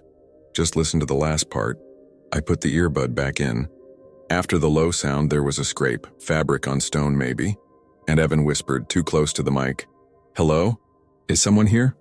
He didn't sound scared then, just polite. The sobbing stopped. The low sound didn't.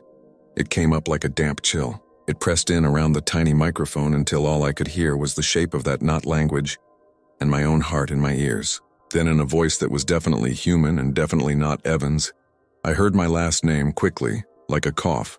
The recording snapped into wind again and then ended. I took the earbud out very slowly.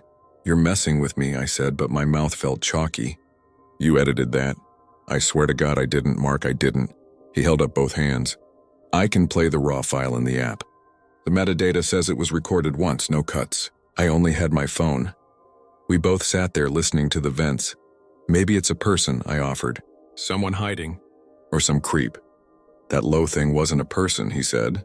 And I said your name once when I was telling the story under my breath. His voice dropped. What if it was just answering? We argued for a while about pipes under the hill and pranksters and the power of suggestion, the way two people will when neither wants to admit they're rattled. At some point we realized we were talking in whispers. Who whispers in their own room about their own phone? But we kept doing it without planning to. At 2 a.m, a sound woke me. Wet sniffling, quiet and desperate. I sat up and saw Evan turn toward the wall. I thought he was crying, and I felt a flood of guilty relief that this had all been normal grief after all. Then I realized the sound was coming from the vent above our door, riding the same low hum that had been there all night. It didn't sound like it traveled through ductwork. It sounded like it had been trapped in the metal. When I got up to the vent, it stopped. I tapped the grill like an idiot. The room went back to the steady hiss I'd never noticed until that week. In the morning, Evan looked like he hadn't slept at all. He asked me if I heard anything, and I told him no, because sometimes when someone is already sliding, you don't hand them a sled. He nodded and stared at his cereal like it would tell him what to do next. By Friday, everyone on our floor had plans. Mine was nothing, pizza, maybe a cheap movie, but I didn't go. After dinner, I found Evan at his desk with that look again, the one that didn't belong to the room. He had headphones on. He wasn't listening to music. You're going back, I said. He nodded. I need to know if it does it again. I'll go early. It starts at dusk, right? I'll be out before we get locked in. Then I'm going with you, I said, because saying don't would have only made him go alone.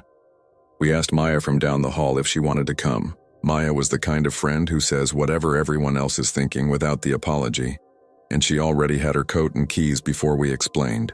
"If you two are going to stand in a haunted place and listen to crying, I'm not missing that," she said, grinning in a way that made it clear she didn't believe anything would happen, but was excited to watch us spook ourselves. We caught the bus out toward the cemetery. The air bit at my ears the second we stepped off. The light was still good, the kind of clear early evening that makes shadows crisp. The cemetery was huge, rolling hills and trees losing their leaves, old stones leaning into each other like drunks. We passed joggers and an older couple walking a dog that snorted and coughed like an old man. It felt wrong to be there with earbuds and phones out. It felt like bringing fast food to a church. Evan led us to the obelisk he'd talked about. It was taller than I expected, pale granite streaked dark in places with a stone face carved low at the base. Calm, almost blank, eyes closed. People had left pennies and a paper crane and a scarf that had been rained on and dried in that shape. The ground was beaten bare from feet. We didn't sit at first. We stood a few yards back and pretended we weren't waiting for something. A breeze kept moving through the maples and then not moving, like someone was playing with a dimmer switch on the day. I don't know when I noticed that all the other sounds had thinned out. No more joggers huffing, no more dog. Even the road noise faded until it was just the idea of it. "Okay," Maya said after 10 minutes of nothing. "I would like my refund." "Just hold on," Evan said, too sharp. He had his phone out, the memo app open, thumb hovering like a trigger. The air changed the way it does right before rain, even though the sky was blue. I didn't feel temperature drop. I felt it leave, like someone took warmth out and forgot to replace it with anything. At first, it didn't sound like crying. It sounded like breath that had been held too long, coming out in slips. Then the small sounds found each other and turned into sobs, soft and careful, half swallowed every time they got too loud. I could tell Maya wanted to say something about a speaker hidden in the ground, but she didn't. She put 2 fingers in the neckline of her sweater like she was easing a necklace and said nothing at all. Evan hit record. His hand shook, and I'm not ashamed to say mine did too. "Hello?" he said, as if he were greeting a neighbor. The sobbing paused. The pause lasted long enough that I thought that was it, the end of our show. Then from somewhere that felt below us, like the hill had a throat, something answered. The sound rose so gently it might have been there all along. Only now we felt safe enough to hear it. It had the shape of speech without the mercy of meaning. It tightened the skin at the back of my neck in a way I only get when someone says my name in a crowd. I whispered, "We should go." My own voice sounded too loud, even at a whisper, and the low sound swelled right over it like a wave taking your ankles. The stone face looked exactly the same, eyes closed, mouth relaxed, and somehow that made everything worse. If it had wept or moved or cracked, I could have said stone and mechanism and felt sane again. Instead, I watched a face that didn't do anything while everything in me wanted to move back. A voice called from behind us. "Park's closing in 15. We all jumped. A security guard in a neon vest and a knitted hat stood on the service road. She lifted a hand. "Sun's down by the time you get to the gate. Let's get moving." We nodded like idiots. Evan ended the recording and said thank you to the guard and to the stone in the same breath. We walked briskly to the path and then more briskly when the air went normal again, as if the place we'd been had pushed us out like a held breath. On the bus, my hands wouldn't warm up. Evan didn't play the file. Maya kept looking out the window, not at Albany sliding by, but at the reflection of us in the glass. "You guys want to go get a burger?" she asked, way too cheerful. We said yes because eating felt like a thing you could do that made sense. After food, back in the room, Evan plugged his phone into the little speaker we used for music and opened the memo. "We'll just, one time," he said. "Then I'll delete it." He didn't meet my eyes, the room filled with the 5 p.m. wind of a different place. We listened to our own shuffling and the dull thud of my shoe scuffing dirt. We heard the sobbing begin, and I felt the stupid hot rush of it in my chest again, as if hearing it on a speaker could make air thinner. Evan's recorded voice said hello. The sobbing paused, and in that pocket of silence I heard Maya whisper on the trailing edge of a laugh, "Oh my God." What came next came louder than it had in the graveyard, as if it had been waiting all that time to push into a space the size of our cinder block box. It filled the room's corners and the hollow places under the beds. It put pressure on my eyes. You don't think sound can press you, but it can. There was a second where I felt like if I opened my mouth, it would come out of me instead of words. The recording clicked off on its own. Evan fumbled for the phone. I didn't. The vent above the door sighed. Someone down the hall laughed, normal and human, and the sound of it was like stepping back onto a sidewalk after you've slipped in a dream. Delete it, I said. Please. He stared at the phone and then did it. He tapped trash and then tapped it again and then again harder. Because sometimes your hands get dumb when you're scared. He emptied the trash and set the phone face down and sat on the floor with his back to the bed like someone had cut a rope. I wish I could say that fixed it. That night at 3:19, remember the time because I rolled over to check. My phone lit the room with the flat glow of a notification. Voice memo, new recording. I hadn't recorded anything. I hadn't granted any app permission I would tell you about. My thumb unlocked the phone before I decided to unlock it. And when I opened the memo, it didn't have a waveform. It had a static gray bar and a duration that said 0:0. I hit play anyway because we're not smart animals. We're curious ones. The room filled with soft, careful sobs. I threw the phone onto the rug like it had burned me and slapped the vent out of reflex. Evan was up in an instant. Is that me? It's mine, I said. And we stared at it like we were waiting for it to ring. We both deleted that file. It came back the next night. It came to Maya too. And she didn't talk to us for 2 days because she thought one of us had found a way to prank her remotely and didn't want to lose her temper and say something she couldn't take back. When she finally came to our room, she shut the door with her hip and said, without hello, "Play me yours." We did. She played hers. They weren't the same files. The rhythms were different. So close to the way someone's voice would change on different nights you could convince yourself you'd imagine the difference. On Maya's recording, the low knot language bent into something like a word that sounded too close to her mother's accent to be an accident. It didn't matter what it said. It mattered that it knew how to say. We spent the next week pretending we weren't talking about it as much as we were. Evan tried laying salt in lines by the vents. Maya brought a candle from a meditation class and said a thing she half remembered from a friend's grandmother. I called my older sister, who calls herself spiritual but not religious, and she said if I brought that grief home, she would change her locks. None of it helped. The files came back, sometimes with the date stamp of minutes before we had looked. Evan said the only useful stupid idea first. If the stone is where it starts, maybe we can make it stop there. He was gray around the mouth. He'd started to pick at his lower lip while he studied.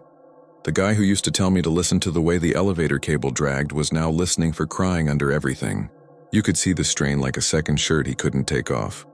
We went back on a Sunday at 4, early enough that the sun was at our backs by the time we got to the obelisk.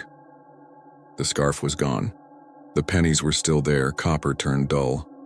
A little plastic dinosaur had been left since we last came, face up and smiling. I remember that because it felt like an insult to the serious wrongness in the air. This time we sat. We didn't record. That was the plan. If the sound had found us through our microphones, we'd deny it the path it used. We'd just talk, say what we wanted, ask it to quit. Who knows? Maybe grief listens.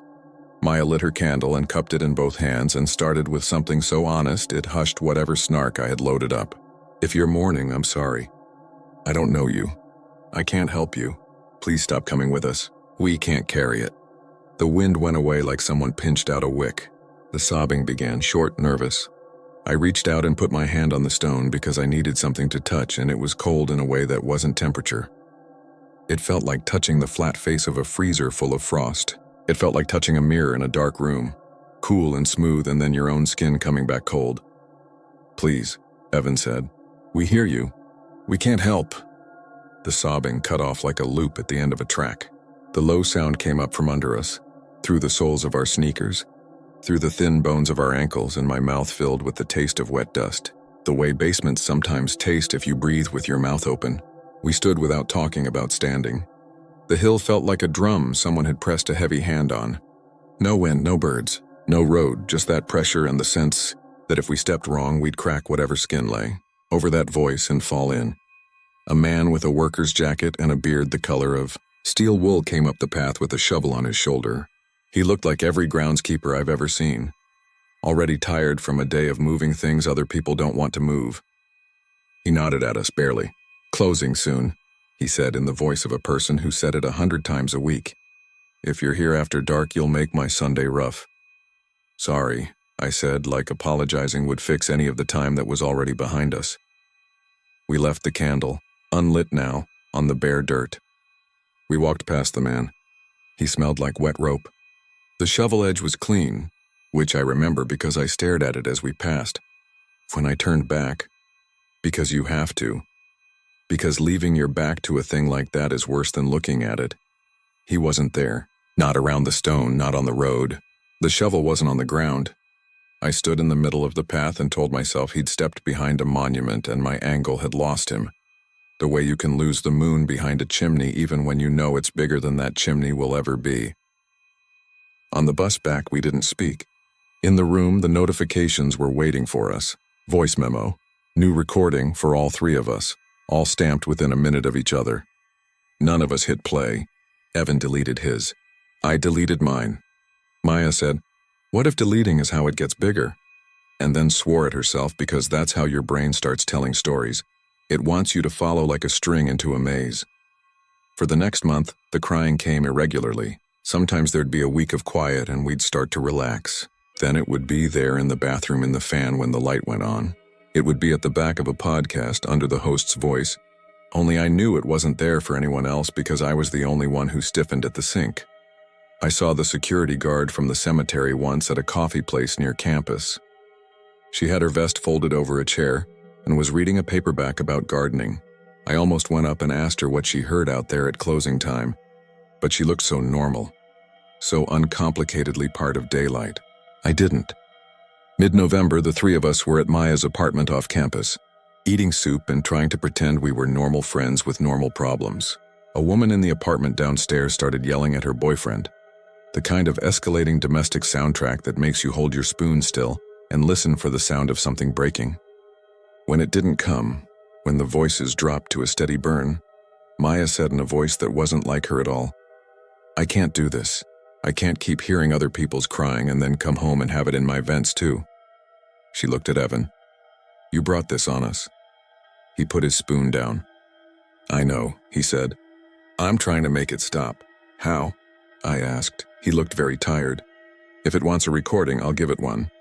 Not of it, of me. Maybe it wants company. Maybe it wants a second voice. I'll sit there and I'll cry and I'll put my phone under the stone and I'll tell it doesn't need to make the sound anymore. I'll do it tonight." He said it with the blank steadiness of a person who's already made the choice and is only telling you out of courtesy.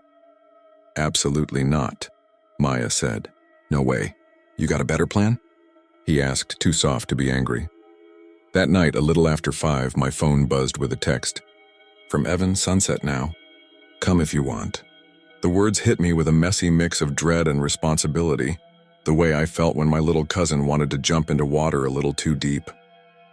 I grabbed my jacket and my hat and ran down 3 flights because elevators suddenly felt like bad ideas in this life. By the time I got to the cemetery, the light had pulled back into the trees and made everything into paper cutouts. Maya met me at the gate, face red from the wind. "We don't let him do this alone," she said, as if I'd suggested we leave. We found him at the stone, knees on the dirt, phone face down at the base where the face looked out with eyes closed. He was breathing like he'd been running or like he was trying not to cry yet. He didn't look up when we came close. "Hey," I said, "please don't be stupid." He exhaled and it turned into a sound that wasn't quite a sob and wasn't quite a laugh. "Too late," he said. He started to cry. It wasn't clean. It wasn't the cinematic kind of crying where a single tear rolls. It was the cry of someone who'd been worn thin and then chose to open what was left. He pressed his forehead to the cold stone and let it go where it would go. I took a step forward to put a hand on his shoulder and Maya shook her head in this tiny movement. Not no as in don't care, but no as in maybe that would tangle something that was already too tangled. The sobbing from him and the sobbing from the place found a rhythm with each other. For a second I could pretend that was all this was. Sympathy, resonance, grief, matching grief like tuning forks. Then the low voice rose and spoke in a way I understood without understanding any word. Not thank you, not yes, but something like at last. Evan's crying changed. It turned from tears into these hitching breaths that didn't line up with what his body was doing. His shoulders shook on the wrong beats. His mouth opened and closed, and the sound that came out of him wasn't coming from him alone. "Evan," I said. "Buddy, hey, stop." The word landed like a pebble thrown at a building. The low voice kept speaking under him or through him, not quite using his tongue. His jaw worked. His eyes opened and he looked at me, and I couldn't tell if he saw me.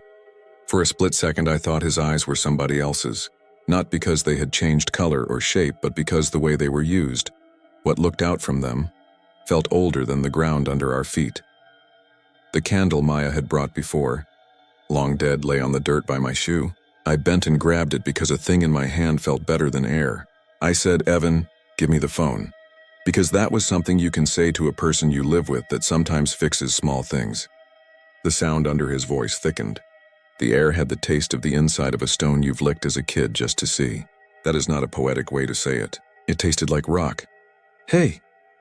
This new voice snapped like a twig now from behind. A flashlight beam hit my coat and then the ground. Security again. A different guard this time, a man. Young enough to be a grad student on a weekend shift. Parks closed. "You can't..."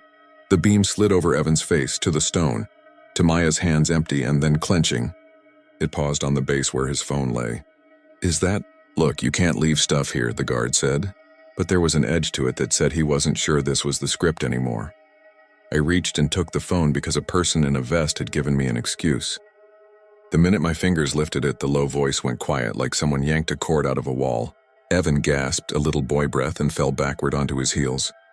He put his hand out like he was catching himself on the ground he expected to be behind him. It looked like falling awake. Maya grabbed his elbow. "We're going," she told the guard, and somehow made it sound like she was the authority here. We walked out with his weight between us. He cried again, but it was the very ordinary kind of crying you do when you hit your knee and are embarrassed. He kept saying, "Sorry, sorry," like he'd broken something at a friend's house. The guard didn't follow us past the first bend. Maybe he was only real to the angle of the stone. At the gate, Evan took his phone back. He held it like it weighed more than before. He didn't ask to play anything. He didn't unlock it at all. He just put it in his jacket pocket and nodded once in a way that was apology and thanks and I don't know, and everything at once. That night, no recordings came. The next night, mine didn't, but Maya got one at 2:12. The night after, I got one at 4. Evan got nothing for 3 days and then woke up with his phone playing it at full volume on his nightstand. Screen dark, speaker on, no app open. I threw a t-shirt over it and that made it worse, like throwing a blanket over a crying person. We watched it with the stupid superstition that watching matters. When it stopped, it had never started. No history, no entry, no proof. Finals came. The weather collapsed into gray and stayed there a month. We went home for winter break. The first night in my parents' quiet house down the hall from the room where I used to keep my baseball posters. My phone vibrated on the nightstand, and I knew without looking. The tile floor in their kitchen will forever be a late night memory of my bare feet and me standing with my ear against the refrigerator like a thief because the hum of that old motor had a wet edge to it that hadn't been there when I was 15. I wish the story had an ending. I wish I could tell you the ritual, the person, the explanation. Evan did not die. He didn't vanish. He transferred the next semester to a school closer to home. We still text holiday emojis and hope you're good. Sometimes there's a pause before he answers that feels like he's set the phone down and is waiting for something to finish before he can type. Maya graduated and moved to Boston and refuses to live anywhere with forced air heat. She has radiators now and says they click and bang, and that's predictable and fine. As for the cemetery, people keep going. They leave pennies and scarves and kinder things than those. Some nights it probably doesn't cry at all and it's only a hill with names.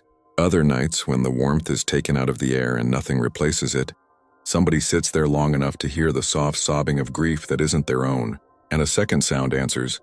Because that's how echoes work in some places. If you record it, it will be grateful. If you delete it, it will understand and send you another one. Gentler because it still needs a second voice. I moved across town at the end of that year, into an old place with creaky floors and baseboards that shed paint if you look at them wrong. On the night I moved in, the building was settling and every sound had a reason. Then the vents whispered in a way metal shouldn't. The pipes sighed.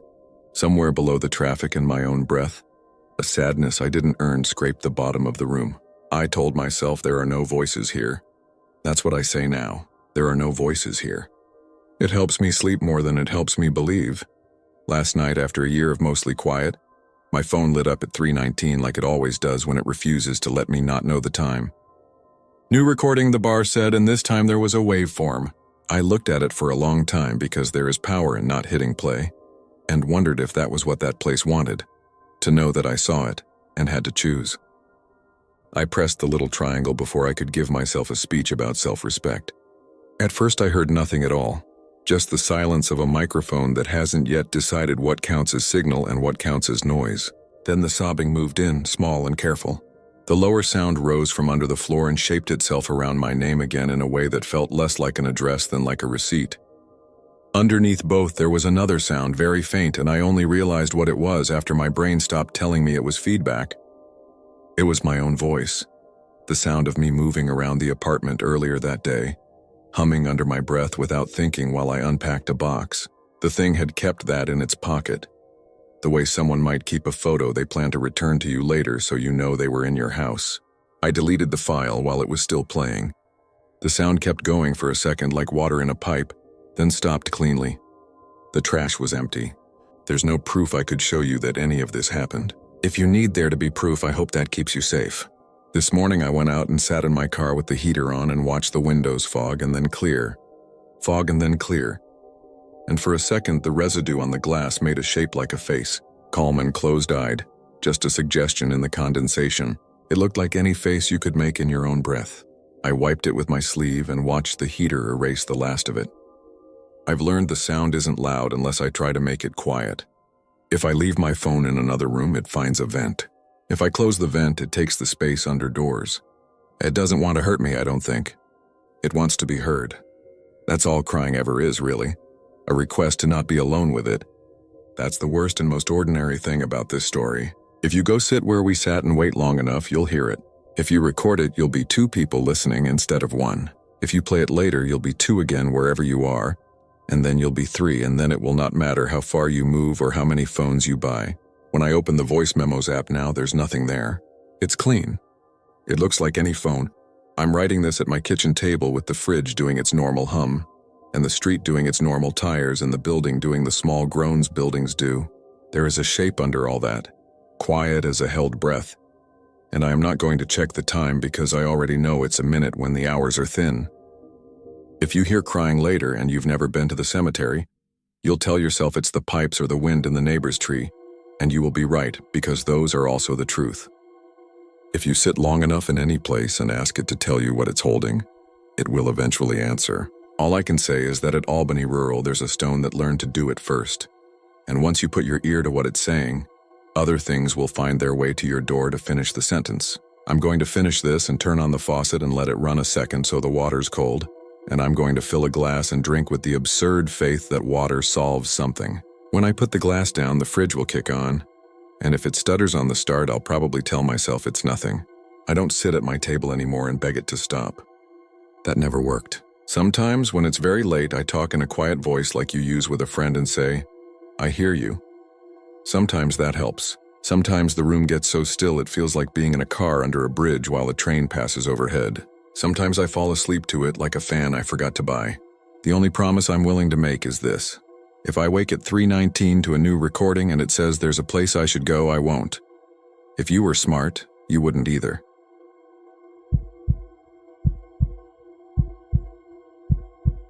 I drove nights in Rochester for 6 years. If you lived near Strong Memorial and your kid got a fever at 2 in the morning, there was a decent chance I was the one who rolled up to your curb. If you missed the last bus at the corner of South and Gregory after a double at the restaurant, I was the warm car you slid into with your apron still on and your hands smelling like fryer oil. Nights were my thing because I liked the quiet between fares, and I liked the way the city felt emptied out and honest. I also liked the money. Bar close and hospital shifts paid my rent. I was 33 and not superstitious in any organized way. I believed in bad luck and in tired minds seeing patterns, and I believed in the Genesee River fog that could make you feel like the world had shrunk to the size of your hood ornament. That was enough belief for a job like mine. On weeknights around 3, the dispatch board thinned. You could go 10 minutes without a ding. When that happened, I cut across the south side to keep position for the next call. The fastest line from the student bars to the night shift nurses was down Mount Hope Avenue. It runs along the cemetery with the same name. And in the dead hours, the iron fence is the only thing that tells you the difference between road and graves. If you live in Rochester, you know Mount Hope Cemetery, even if you never go in. The fence goes on forever. Black pickets, and behind it hills with old trees and monuments from an era when people carved grief in stone, like it had to be heavy to count. I liked the route because it was straight and mostly empty, and the streetlights made little islands of sight where deer sometimes froze and stared at you with liquid eyes like marbles. This was in late October, a wind-torn night that smelled like leaves and damp brick. I had just dropped a guy at a house near the South Wedge.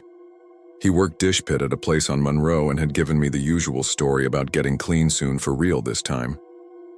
Dispatch was quiet. I rolled south on Mount Hope Avenue with the radio low and the meter reset. The fence was on my right, the sloped shadows of the cemetery on the other side of it. The city had just replaced a few of the lights, but it still looked like a hallway with some bulbs out. Halfway along where a service gate cuts inward, my headlights picked up a figure leaning against the fence. He was a man. Old overcoat, the kind with wide lapels and too many buttons. He had the collar up against the wind and one shoulder cocked like his arm hurt. He wasn't waving. He wasn't flagging me down. He was just leaned back, head tilted toward the road as if he was listening to the cars that weren't coming. It's not unusual to see someone at the fence. People visit at odd hours. They leave flowers like they don't know the gates lock at dusk, and I've seen kids dare each other to stick their arms between the pickets. But this was different. He was alone, no flowers, no phone in his hand. He wasn't standing by an entrance. He was at that long stretch where there's nothing but fence and trees and the rise of ground beyond. I slowed. Habit. You see someone who might be in trouble, you don't blow past. The rule in my own head was to roll slow enough to make eye contact and then read it. Drunks, angry boyfriends, people muttering at the sky, you learn to read quick. My headlight swept across him, and for a second I lost him in the shadow between lamps. Then he wasn't leaning against the fence anymore. He was at the edge of the sidewalk, right up by the road. He hadn't walked there. He was just closer when the light found him again. My foot came off the gas without me telling it to. He turned his head toward my windshield, and his eyes caught the beams and reflected them back the way a cat's do. Not bright like a flashlight, not green. A dim amber flash like the color of a moth's wing. Human eyes don't do that. I know the word for the shiny layer that gives animals night vision. Tapetum lucidum. Humans don't have it. I put my foot down. Not hard. Enough to make the engine clear its throat. He didn't step out. He didn't make any move to throw himself in front of me. He just stood with his hands down and the coat falling open a little, and those dull gold eyes turning with the car. I checked the rear view as I passed him because it would have felt wrong not to. Like you put a hand too close to a stove and had to know if the red coil was really on. The road behind me was empty. The patch of sidewalk was there, the fence was there, a ragged clump of weeds at the base of the pickets was there. No man in a coat.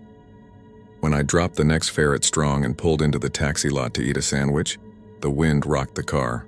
The hospital lights felt safe the way big institutions feel safe even when you know bad things happen inside. I told myself a story about the man's eyes. A reflection off his glasses. A person can be standing farther back than you think when you first spot them. Maybe my headlights made a weird angle with the sidewalk where it dips. Maybe. Sometimes you have to build a reason like scaffolding around a thing so it doesn't fall into your day. Didn't think about it again until the morning. I keep my cab in my sister's garage because her place has a driveway and mine doesn't. It was around 10 when I pulled in, and my nephew waved from the porch like a kid who'd been waiting for cartoons and got me instead. He ran up and said, "Auntie wants you in the kitchen," and then he laughed because he's 6 and everything is a joke. I was halfway up the steps when I heard him go quiet and then say, "Uncle Nate, why is there a hand on your car?" I went back down. The trunk of the cab had muddy prints on it as if someone with wet hands had pressed and dragged down. Not crisp like on TV. Smears with the suggestion of fingers. The marks were too wide to be a raccoon. There were 2 side by side near the latch and another on the right where the slope curves toward the taillight. They had grit in them, dark earth and dots of leaf. The car is white. It showed like bruises. I stood there pretending it was just dirt, and my sister stood behind me with a dish towel in her hand and said, "That is not okay. Do you need to call someone?" I said no, because who do you call to report mud? I got a bucket and a brush and scrubbed until the white came back and a couple of gray shadows stayed like they had soaked into the paint. On the radio that night, I mentioned it to Marcus, a guy I'd known since high school who drove the late shift too. He laughed in that way you laugh when you want to make a thing small but you're actually measuring it. He said, "You finally met the fence man." I said, "That's a thing." He said, "Ask Gloria." Gloria is our dispatcher. Retired teacher voice. She's the kind of person who can make you sit up in your seat without seeing her face. I keyed the mic and asked, "What's the fence man?" There was a pause long enough for me to picture her in the little office with the maps on the wall and the police scanner on low. Then she said, "Don't be a dummy. Don't stop along the cemetery after midnight." It was the tone your mother uses about not picking up dead birds with your hands. A fact, old and boring. No story attached. It could have been the power of suggestion, but after that the things around Mount Hope felt wrong. The radio turned to static when I passed the northern gate, and stayed that way until I hit the light by Elmwood. The meter on the dash flickered twice and reset on me for no reason I could explain to a passenger. The car went cold in a way that had nothing to do with the actual temperature. October went into November and the wind became the kind that sneaks under your coat and brings a smell with it. Wet iron, like the fence had a scent. When I rolled the window down a crack to clear the fog, it came in and sat on my tongue.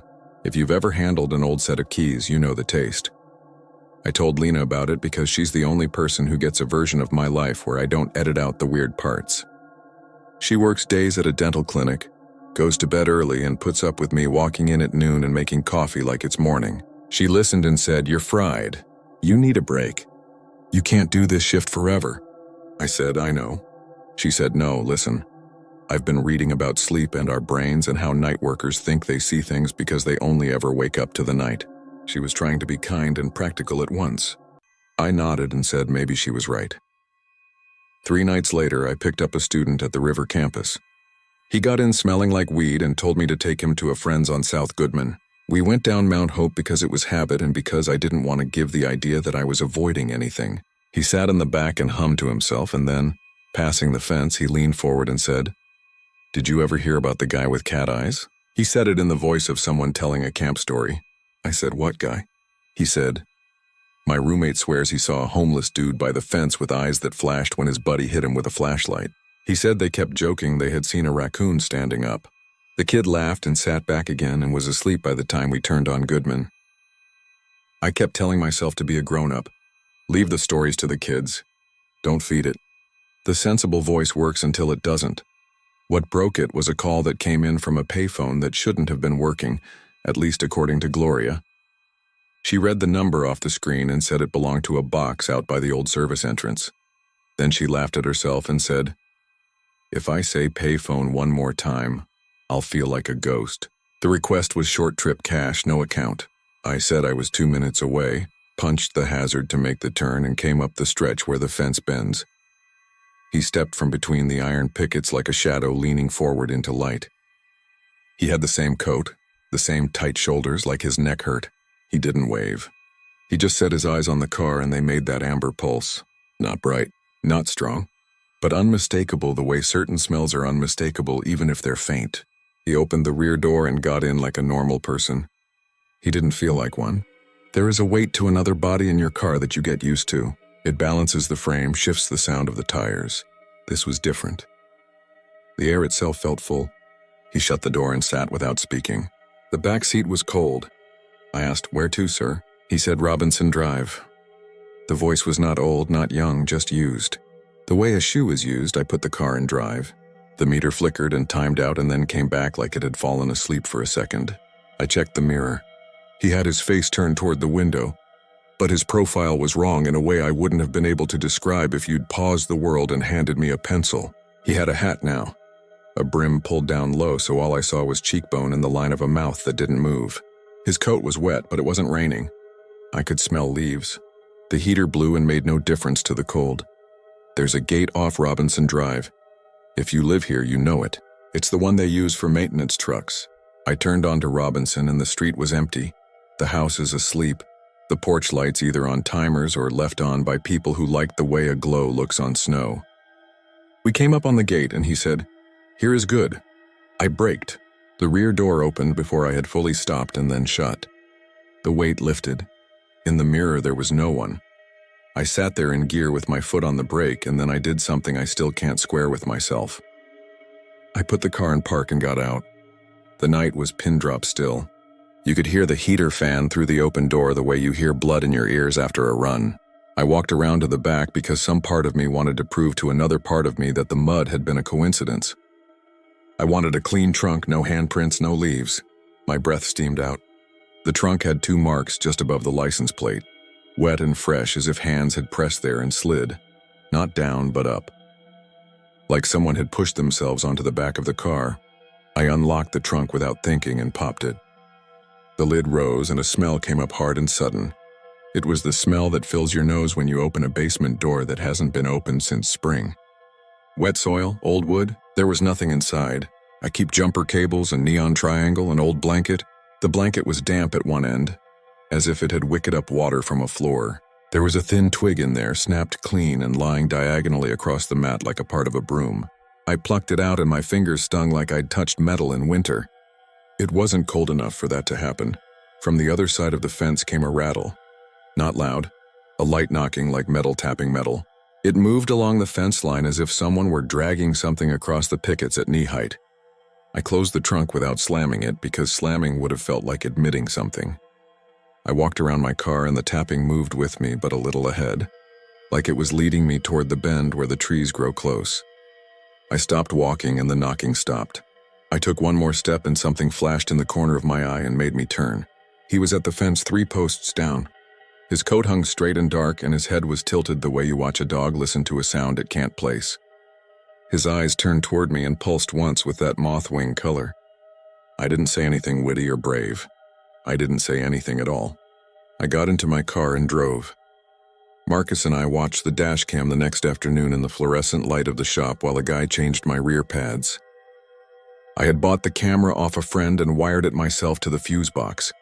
It records forward and back. The forward video showed the empty road and the fence and then me pulling to the curb. The back camera showed the street behind me and the shine of the trunk lid. We watched 2 minutes at normal speed. Nothing. We watched it again at half speed. Nothing. Marcus said, "Freeze it. There, roll just a hair." He had his nose almost pressed to the little screen. On the trunk there was a blotch. In one frame it was just glare. In the next it had length. In the next it had shape and the suggestion of spread fingertips. 3 frames. A fifth of a second, then gone. When the mechanic came into the office to tell me the pads were cooked, he looked at the screen and said, "Who's that?" He wasn't looking at the trunk. He was looking at the narrow slice of fence captured by the reflection in the glass of my rear window.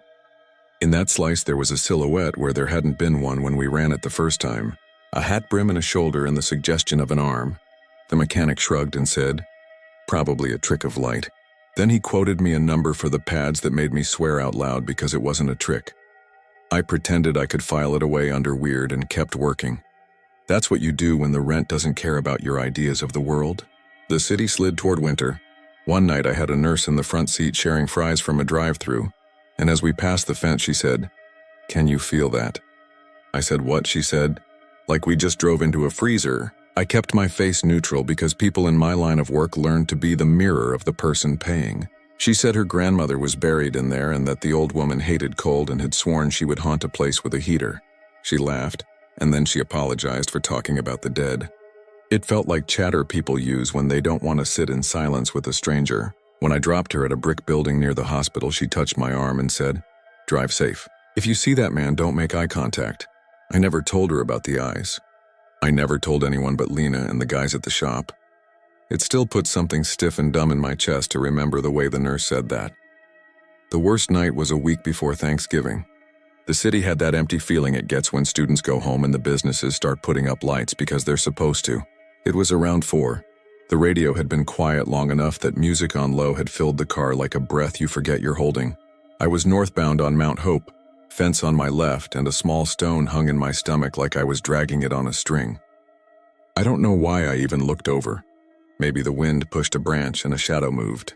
Maybe everything in me had decided to make it happen so it could be done with. I looked across the lane and saw a shape inside the fence moving with my car. Not at my speed. That would have been one kind of fear. This was worse. The shape was moving from tree to tree in a series of pauses, as if it were choosing when to be seen. For 1 second it was behind a trunk and then it was not. And each time it was not, it was closer to the fence. The coat was there, the hat was there, the shoulders were wrong like a suit a size too tight. The eyes did not flash. They didn't need to. He stepped right up to the fence while my car was still moving. And then he was not at the fence, but at the curb. And then he was at the line where the asphalt chips and breaks near the manhole. There is no good way to describe how something can be there. And then closer the way a sound is closer when you touch your ear to a wall.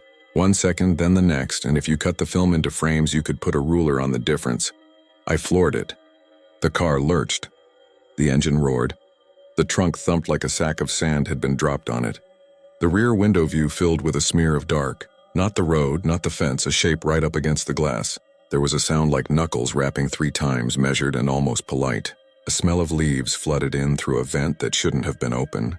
I did not scream. I swore the way you do when you hit your thumb with a hammer and your body wants a word to bleed into. I crossed Elmwood on a yellow that had already turned red and my tires skittered because of the wet. When I hit the straight under the hospital lights, the trunk thumped again, lighter, like something dropping away, and the car eased back into the ordinary world. I circled the loop by the emergency entrance because it was the nearest ring of light I could think of. Security watched me through glass. I got out under the flood and checked the trunk. The handprints were there again, fresh and dark and placed like someone had crouched on the bumper and then slid upward to look in. The license plate had a line down it like a nail had scored the plastic. When I put my hand on the lid, it felt cold enough to make the bones in my fingers ache. The hospital's heat blew out the automatic doors. A nurse walked past and didn't look at me because I was just another guy in a jacket with a car, and a story no one wanted to stand in the wind to hear. I got back in and drove to the shop and hosed the trunk in the wash bay until the water ran clear and my hands were numb. I told myself enough was enough. I started taking the long way around, inside streets that added 5 minutes to each run. I didn't tell dispatch because there's always some guy on the radio who thinks you're soft and wants to say it in a voice everyone can hear. I didn't tell Lena I had changed my route because she would have smiled in that gentle way she has when I finally do the sensible thing on my own. For a week it helped. A week is a long time when you're counting shifts. On the 8th night I had an airport run at 6 in the morning. Dawn coming in a sheet of dull metal over the east side. The guy in the back wore a thick sweater and had eyes like someone who wakes before an alarm. He said he had a flight to Florida to see his mother. He said the cold messes with her bones. We came up on the highway entrance and something knocked on the trunk again. 3 times, calm and spaced like a metronome. The passenger heard it. His head came up. He said, "What was that?" I said, "Probably the jack loose." He said, "Is it safe?" I said, "You'll be fine." I dropped him and pulled into the far corner of the airport lot where no one parks. The wind cut across in a steady sheet. I opened the trunk and there was nothing inside that hadn't been there yesterday, except for a short length of rusted wire curled like a question mark by the latch. It was the exact orange-brown of old fence. I picked it up with 2 fingers and tossed it into the trash can by the luggage carts. When it hit the plastic, it rang with a tiny note like a fork against a glass. The sound made the hair on my forearm stand up. A full part of me wanted to reach into the can and take it back out, as if throwing it away had been rude. I shut the trunk and stood there with my hand on the lid until a cop in a hat rolled by slow, and I waved to be normal, and got in my car and left. I've tried to make this into something sensible in the months since. I've given that man every very human face I can. A prankster with reflective contacts. A kid with a mask. A real person caught in the light at a bad angle in a city where we often fail the people standing at fences in the middle of the night. I know exhaustion makes the boundaries of things soft. I know fear puts shapes into soft places. I have done the whole test where you go back in daylight and look at the slope of the ground and the spacing of the trees. And you tell yourself that anything seems closer when you expect it to. I even walked inside the cemetery one afternoon when it was open and the grounds crew were out. I went to the section near where I had first seen him and stood by the fence looking out at the road. Cars hissed past. A man pushing a stroller glanced at me and then didn't look again. A grounds worker in a neon vest drove a little cart by and nodded. The fence from that side is taller. You feel like a kid standing at a counter waiting to be noticed. I kept my hands at my sides because the urge to touch the metal was not an urge I wanted to indulge. There were indentations in the earth where water runs after rain. There were long gouges where a truck had once turned too tight. There were no footprints because the day was dry. If you need an ending to all of this, I don't have one. The point of sharing it is not to plant a flag in a clear explanation. The point is to make a shape out of a thing so it lives somewhere other than the dark at the edge of my route. I still drive nights. I still cut past the cemetery sometimes when the timing works, when the radio dings and I need the straight shot. I don't slow along the fence. If someone looks like they need help, I call it in from the corner under the light at Elmwood. The radio still spits static for a few seconds by the northern gate like it has a memory. Once in a while, a passenger will ask me why the heater suddenly feels weak for one block, and I'll lie and say the thermostat does a weird blink there because of the wind off the hill. I don't lean on the trunk when I'm tired, and I don't set my coffee on it. I wash it every morning, and there are faint gray shapes I can only see when the car is angled a certain way, and the sun hits dull through cloud. Lena says sleep is medicine, and she is right. When I take 2 days in a row, my head clears and the fence is just a fence again. Then a night will come where the city looks like a painting behind glass, and a man in an old coat will be standing with his shoulder crooked just so. And when the headlights catch him, his eyes will remind me of an animal that knows how to stand very still and wait for you to notice that you are the one inside a fence. If you cut through Mount Hope after midnight, don't stop along the long runs of iron.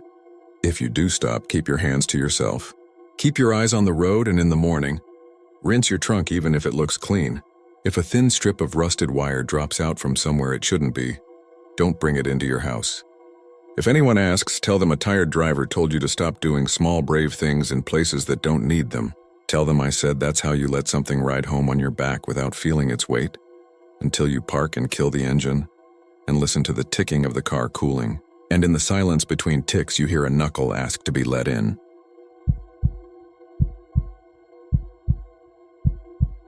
I'm not from Sleepy Hollow. I grew up an hour south on the Jersey side, which is probably why the town never felt like a legend to me. It felt like a place you could miss your turn and end up on a dead end by the river, or eat a soggy sandwich on a wet bench and watch the traffic crawl up Route 9. I only started spending time there because my girlfriend Jenna loved old cemeteries and weird history. She dragged me to antique shops and ghost tours while I carried a thermos and pretended my feet weren't freezing. That's how we met Omar and later Mrs. Van Brunt, and how I ended up doing 2 nights of volunteer security for a historical society fundraiser inside the old Dutch church burying ground. If you haven't seen it in person, it looks exactly like the pictures except smaller and closer to the road. The church is a squat stone building that lets your voice echo back softer than you'd think. The burying ground is a scramble of tilted markers and box tombs with names that sound like they should be carved into wooden ships. There's a fence, sure, but it doesn't keep out the wind or the idea that every foot of that hill remembers someone. The Sleepy Hollow Cemetery is next door and way larger with famous graves and tourists, but the old Dutch burying ground is older. The stones lean toward the river like they're tired. We were there in late March, not Halloween. That matters. The tour guides weren't playing Headless Horseman music from a Bluetooth speaker, and there weren't any fog machines. It was a Tuesday night, 38 degrees and chalk gray cloud cover that held the last of winter like a grudge. The fundraiser was a dry meet and greet with local donors that ended at 9. At 10, the church volunteer coordinator asked if I could stick around for 2 hours because the hired guard had a family emergency. Omar said he could use the extra hands too. He was a few years older than me, a grounds tech who did everything from shovel snow to fix bulbs. He had the kind of patience that makes kids trust you, and the kind of fatigue that makes adults respect you. I said sure because Jenna was still taking photos of ironwork by the gate and because keeping watch over old stones sounded like the easiest kind of favor. The story about the empty coffin came up while we were making coffee in the church's tiny side room that smelled like lemon cleaner and damp hymnals. It wasn't a story we asked to hear. It was one of those things that arrives because someone's tongue is loose with tiredness. Mrs. Van Brunt was there, a woman in her 70s with straight white hair and a tweed coat that made her look like she'd stepped out of a sepia photograph. She'd been on site earlier than everyone and refused to leave until the last chair was stacked. When I asked whether the old floorboards bothered her hips, she smiled and told me about worse things than floors. During renovations, years ago, she said, hands cupped around the mug like she needed heat to keep her voice warm, they found a collapsed coffin near the low fence. Not a burial you can point to on any map. A depression in the ground, soft underneath like a rotten tooth. They lifted just enough earth to see wood. When they pried it open, there was nothing inside but claw marks. Deep gouges in the lid, nothing else. No bones, no cloth. No explanation. They closed it and set it deeper, because leaving such a thing is unkind and we are custodians here, not storytellers. She paused there, and her eyes did something I don't want to try to describe. Stories tell themselves. Omar rolled his eyes, but only with the top half of his face. You know that's exactly the kind of thing people donate for, right? He said. You say custodians, but you sell bookmarks with the horsemen on them. Mrs. Van Brunt shrugged in a way that reminded me good ghosts mind their manners. Donations are for preserving the truth. We do not invent that. But we cannot stop what walks when people insist on prodding the ground at night. Jenna looked up from her camera to ask where exactly the collapsed coffin had been, and the answer was so casual it took a second to register. Where the path turns by the iron gate, she said. Where the stones make a little corridor. Those who linger say they hear scratching. It moves with them until they leave. If you stand too long, you may feel the earth shift underfoot. Best to keep walking. After that, nobody wanted more coffee. The donors left in a trickle. You can tell the difference between people who love history for the story and people who love it for the soberness of names and dates. The former say thank you and go home buzzing with possibilities. The latter take off their hats when they cross the grass and they do not say how they feel. By 9:45, the lot was empty except for our car and a police SUV idling with its lights off. The officer inside gave us a two-finger wave and drove down Broadway without hurry. You sure you want to hang around? Omar asked Jenna. You'll freeze. She always freezes, I said. She likes it. It makes her photos look like film. Jenna pulled up her hood. I'll go around once more, then head to the diner. Text me if you hear anything cool. She kissed my cheek and then stepped onto the path between the stones, the little one that curls like a question toward the fence. I watched her walk into the gray. Streetlights from the road slapped pale across the tips of the stones, but the ground itself seemed darker than it should have been, like all the color drained into the soil over 3 centuries and stayed there. There's a point where the path narrows between 2 box tombs and the fence beyond looks like the iron teeth of a comb. Jenna turned, took a photo, and lifted 2 fingers in a mock salute like the cop had. Then she moved out of frame and we were alone in the side room with our breath fogging the little square window. Scratch marks, Omar muttered. People buried alive was a thing, but not like that. Weren't there safety bells, I asked? Like strings tied to fingers and bells on the surface. That was more of an idea than a practice, he said. And anyway, if someone got out, where'd they go? You open a box and there's claw marks inside and no bones, that's not a rescue. That's a riddle. By 10:15, the church was quiet the way a refrigerator is quiet. You hear a hum you only notice when it stops. We did a loop around the path with flashlights, partly to shoo away any kids trying to climb fences and partly because saying you'll keep watch obligates you to actually watch. On the far side by the fence, the ground was soft and bouncy with thaw. You could feel your weight press down a memory of last year's leaves underneath. I did not hear the scratching then. It started when Jenna texted me a photo of a name barely visible on a slanted stone. Just the capital letters VAN, everything else erased by acid rain or history. And I realized I could hear something like a small animal in the walls, except there weren't any walls out there. Omar heard it too because he stopped and looked at me like it was my phone making the noise. It wasn't my phone. It was a dry, frantic sound without a fur sound around it, like something hard dragging on something hard. Not nails on a chalkboard, nails on wood. Because I'm a normal idiot, I shone my light into the grass first, expecting to see a raccoon or a possum.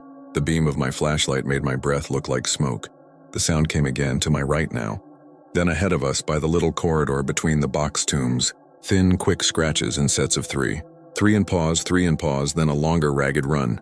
The kind of rhythm you notice only because it's odd. We froze on the path for maybe 2 seconds. Then we did not freeze. We kept walking because I heard Mrs. Van Brunt's voice in my head say the words best to keep walking. Omar? I said, like asking his name was some kind of spell that could make him substantial. Keep walking, he said. We turned the corner by the iron gate and the fence rattled as if a truck had gone by. But the road behind it was empty. The scratches skittered from our right to our left, then fetched up right behind my left heel, not touching but convicting my nerves anyway. I wanted to ask Omar if it was under me or behind me, and then I decided I didn't want the answer in words. My muscles wanted to run.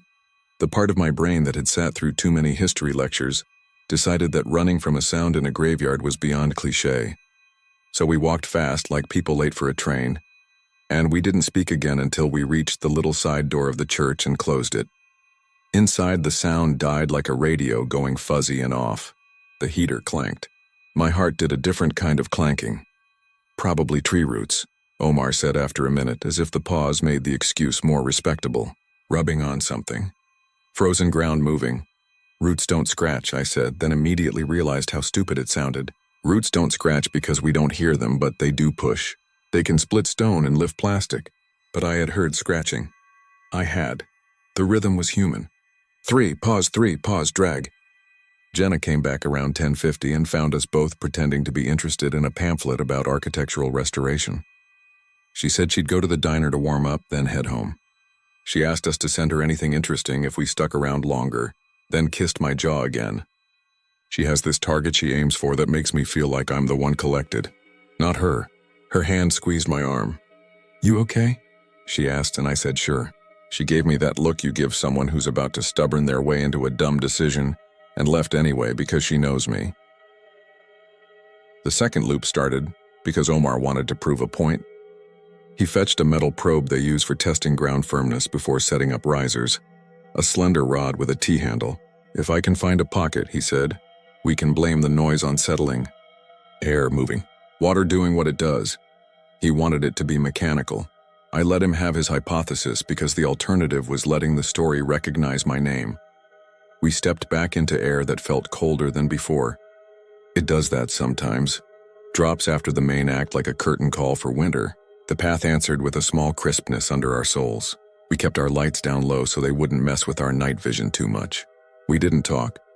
Talking would have made us sound like we were daring something, and I had zero appetite for being heard that way. When we reached the little corridor, the same cold dread lifted up and sat on my shoulders like a damp coat. The scratch came from my right, small and hopeless and furious. I felt it in my teeth. Omar set the probe and pressed into the soil by the fence. It sank 6 inches and stopped. He shifted left and tried again. The rod went in 8 inches with the slow give of damp loam. He moved a third time, almost exactly where the path pinches to pass between the box tombs, and pushed. There was resistance, then a sudden give that made him lurch. The rod slid down so fast it burned his palms and hit wood with a thunk I felt in my spine. We both pulled in the same breath. He leaned his weight on the probe and it did not go farther. He twisted it and it scraped. The ground trembled. Not the way the earth shakes in an earthquake, but the way a floor shivers when someone heavy stomps in the next room. The scratches came so near they could have been inside my shoe. I lifted my foot because my brain served up the image of a hand under the sole of my boot. And that image came so clear I could feel the tendons move. Back up, I said. Omar didn't. He was a good man and a dumb one for a second, both at once. He pressed down again, leaning, and the rod tilted and hit wood again. Not the hollow echo of a lid exactly, but the tired knock of something old and close. Then, clear as a fingernail on your desk, 3 quick scratches ran right under the rod. Not an animal. Not roots. Nothing that belongs in dirt. Omar's face did a thing I'd never seen him do before. He closed his eyes and let go of the handle. We stood there for a breath and the ground shifted under us with that weird buoyant give that says the top is not ready for the bottom. We backed away together. We did not run. I remember that with stupid pride. We walked like people leaving a room where someone is asleep and dangerous. The scratches followed 2 steps and then stopped, as if the thing that made them had only that much chain or that much prayer. We kept walking until the church door had our fingerprints on it again. We locked the door. We turned on the lights.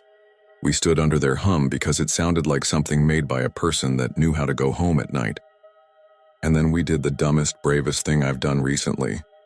We waited. We waited to see if the sound would come through the wood of a building that's seen more winters than my family's been in this country. It didn't. After 15 minutes, with no noise besides Omar's restless zip on a jacket, I went to the bathroom and splashed my face with water that smelled faintly metallic. When I came back, he was staring at the handle of the probe on the floor. "Don't tell Jenna I let go of that," he said. And somehow that was funny enough that I laughed, and then we both started laughing for real. The way you do when you're halfway out of fear and into the stupid relief that makes you want to celebrate gravity. We closed up at midnight. The police SUV passed again, slow and inattentive, and drove on. On the way to the car, I felt the path under my feet compress once, like stepping on a soft stair. I didn't hear scratching. I didn't look down. At home, I pulled off my boots and set them by the radiator. One of them caught on the rug. The sole was nicked along the outer edge with 3 fresh parallel lines. Not scuffs, not gravel wounds. 3 clean slices like someone had dragged a box cutter against the rubber. My stomach did a slow curling thing like it remembered being someone else's stomach thousands of years ago, when people slept closer to dirt. I didn't tell Jenna about the marks right away. I told her about the scratching because that felt like a thing you could compare to something else. She made tea and said she'd go back in daylight and get better photos so we could find the exact spot. I told her that Mrs. Van Brunt said to keep walking, and she said that advice goes for most creepiness. The next afternoon we went back. It's amazing how daylight makes you think nighttime is a personality defect you imagined. The burying ground looked like a portrait of itself. Gray and green frugal colors with birds hopping around as if they owned the place and hated rent. Omar met us by the gate with a rake and a polite reluctance to talk about anything deeper than leaves. He didn't bring the probe. He kept a normal friend smile and a slightly red mark on his palm. We found the spot easily. The path narrows between 2 old box tombs that look like stone chests with their lids still on. The fence is right there, and beyond it you can see cars and people who have never had the ground speak to them. Jenna squatted to take a shot of the lichen on the lid edge, the way it makes a geography of islands. I stood exactly where I had heard the scratching and felt like a tourist in my own fear. I might have convinced myself nothing had happened if not for the thing I saw when I touched the dirt with my fingers. It looked like a flat splinter of wood, old and light, the kind of thing you'd get from prying up a crate. Only the grain was close and the color was not pine. I brushed away the top layer of mud and there it was, the edge of something that had been shaved thin by contact. I pulled it free slowly. It came away with the particular stubbornness of wood that's been in wet for too long. The fragment was maybe the length of my thumb and smooth on one side, scored on the other with 3 tight grooves that didn't look like tool work. The grooves had little hooked raises along the edges, torn fibers the way wood gives when something hard stutters across it instead of slicing clean. I am not an expert in anything. I am a person who has fixed cheap furniture and opened packages with a key. Those grooves looked like they came from a hand, not a blade. There was something else, too. In the deepest groove, a tiny crescent of something paler than wood was stuck, and I thought it was a chip of shell or a fleck of plastic. I had a sudden, powerful urge not to touch it. I wrapped the splinter in a napkin from my pocket and put it in a plastic bag. I don't know why I brought the bag. Maybe I expected to pick up trash. Maybe my hands knew a story before my head did. Jenna noticed my face. "What?" she asked. "It's nothing," I said. And she gave me that look again, and then, because she loves me, let me have my lie for a minute. We ran into Mrs. Van Brunt on our way out. She walked the path like she'd invented it. She saw the bag in my hand and her mouth did something small. "You found something," she said. "I found a piece of wood," I said, and I hate how defensive I sounded.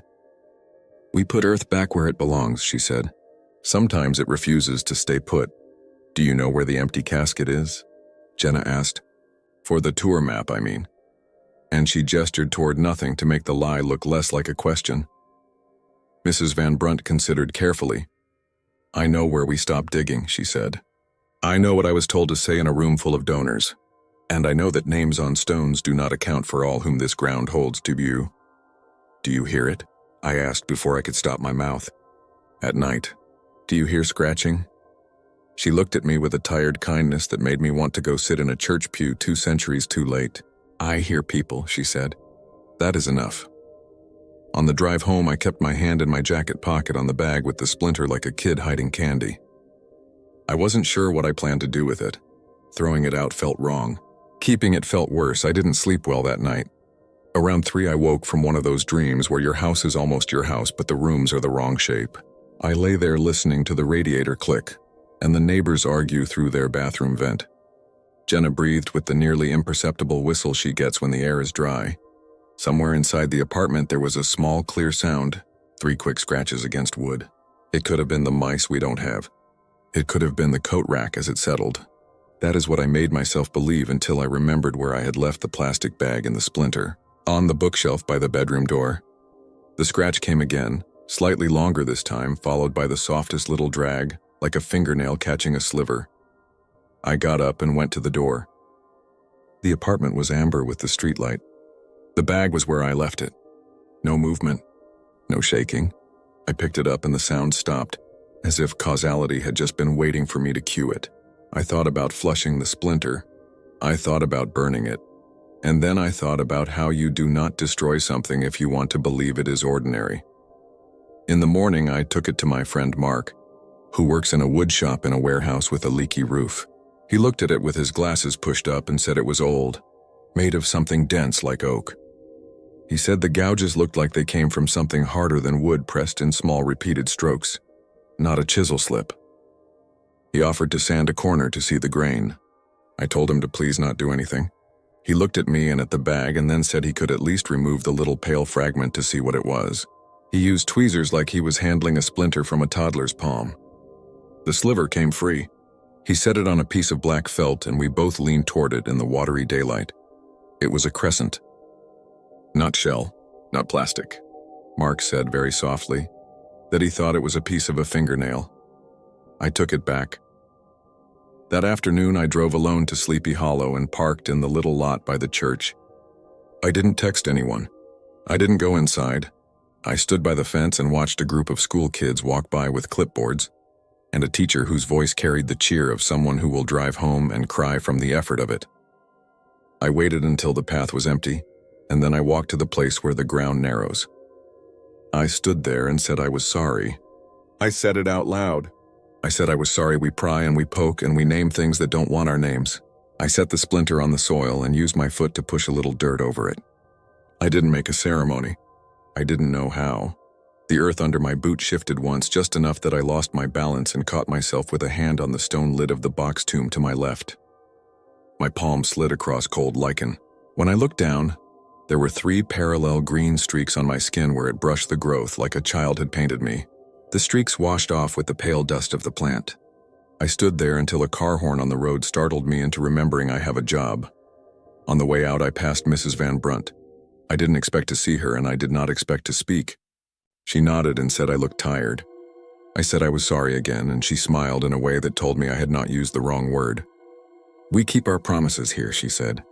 "When you stand too long, you make one, whether you meant to or not." I want to say the scratching stopped after that, but that isn't true. It doesn't follow me the way it did that night, not out loud. It happens in my head sometimes when I can't sleep. 3 and pause, a dragging exhale. When I pass a fenced lot, I quicken my step. When a subway slows in a tunnel and you can hear the walls scrape the cars, I think about air moving where earth should be and have to look at the advertising to keep my breath normal. There is one other thing. It's small and I've told only Jenna. I noticed it a week later when I picked up my boots to take them to the cobbler. The 3 slices on the sole had widened a little, as if the rubber wanted to remember them. Along one cut, pressed into the edge where the material had rolled, was a narrow line of dark grit. I dug it out with a toothpick and it came loose in a tiny ribbon, not dirt exactly. When I rubbed it between finger and thumb, it smelled the way old wood smells when you first open a trunk in a house that has been empty too long. I washed my hands in the sink for longer than necessary. The marks are still there. The cobbler said he could replace the whole sole, but I told him not to. They are my evidence. They are also the reason I don't stand still in graveyards anymore. If you go to the old Dutch church burying ground, go in the day. Wear shoes you won't mind losing. If you walk the path where the stones tighten and the fence grins at you, keep moving. If you stop, you might feel the ground give under your weight like it's rearranging itself to accept something. It could be nothing. It could be winter coming out of the soil. Or it could be a story still trying to finish the sentence it started when someone lifted a lid and saw claw marks where a person should have been. Best to keep walking. That's what I tell myself whenever the sound begins at the edge of hearing. 3 and pause, until I reach the gate in the road and the ordinary noise of cars. That's where it stops, as if the fence keeps more in than we know. I don't know what they reburied or what they didn't. I only know that some promises can't be buried at all. They follow as close as your own steps and ease only when you leave, which is another kind of mercy I don't pretend to deserve.